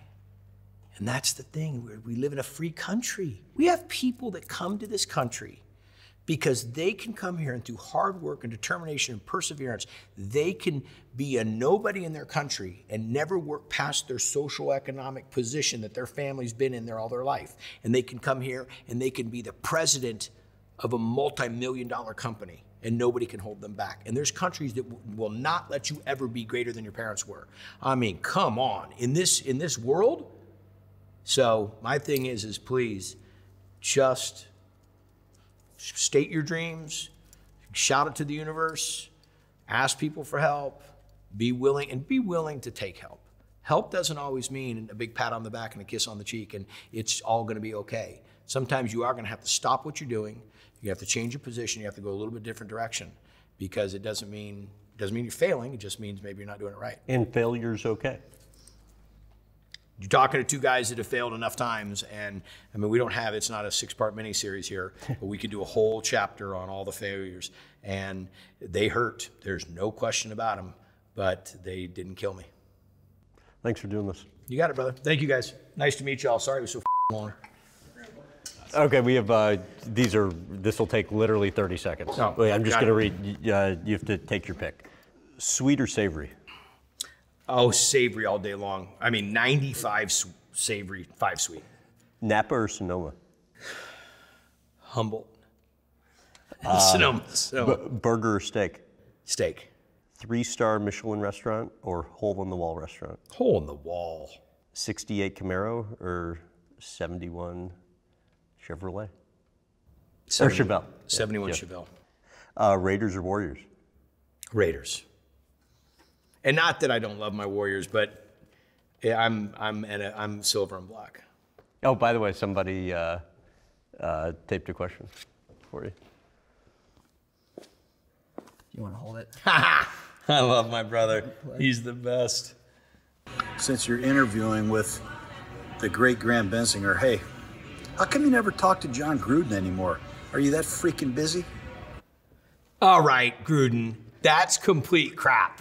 You know that's crap. I text him on his birthday. I text him all the time. I'll pull up my phone and we'll see who texts who more. That guy got wronged. One, if you ever know Gruden. Yeah. The guy is carrying the banner of the positivity flag. I mean, probably one of my favorite coach, top 3 favorite coaches. Reminds me so much of Madden. But what an amazing guy, what an amazing leader. Why that happened, I still to this day don't know. But you know what? When you talk to him on the phone, when you see him, he doesn't dwell. He just says, chapter, part of the program, got to go through it, moving on to something else. Oh my gosh, one of my favorite guys in the world. And one of the neatest experiences I had is he was on Triple D with me. And the intensity that you get on TV, the intensity you get on the field, and the intensity you get eating a burger with him is all of the same level. That guy got broken off at 10. I mean, You see it in the question. Yeah. Oh, and the funny thing was, when we did Triple D together, anything that we did together, he always just has this zest but I will tell you, this is a funny story. We were sitting in was it Tampa? I was at Monday Night Football. And the next day we went to have lunch together and we're sitting there and we're having a talk. And I'm like, John, could you please just come back? Could you please just come back and just coach the Raiders? He hadn't come back yet. And I'm just hounding him through lunch. I don't even know him that well. And I'm like, could you just please? And he finally just looks at me and goes, Guy. And he just gives me this, and I'm like, I walked out, a buddy of mine was with me who knew John, and I'm like, did that mean and I went on, and then it was, I think, like 4 weeks later, or maybe 3 months later, he made the announcement, and I'm like, he winked, he cut, it's still to this day what a screwing. That was a sad time. No more. Love you, Gruden.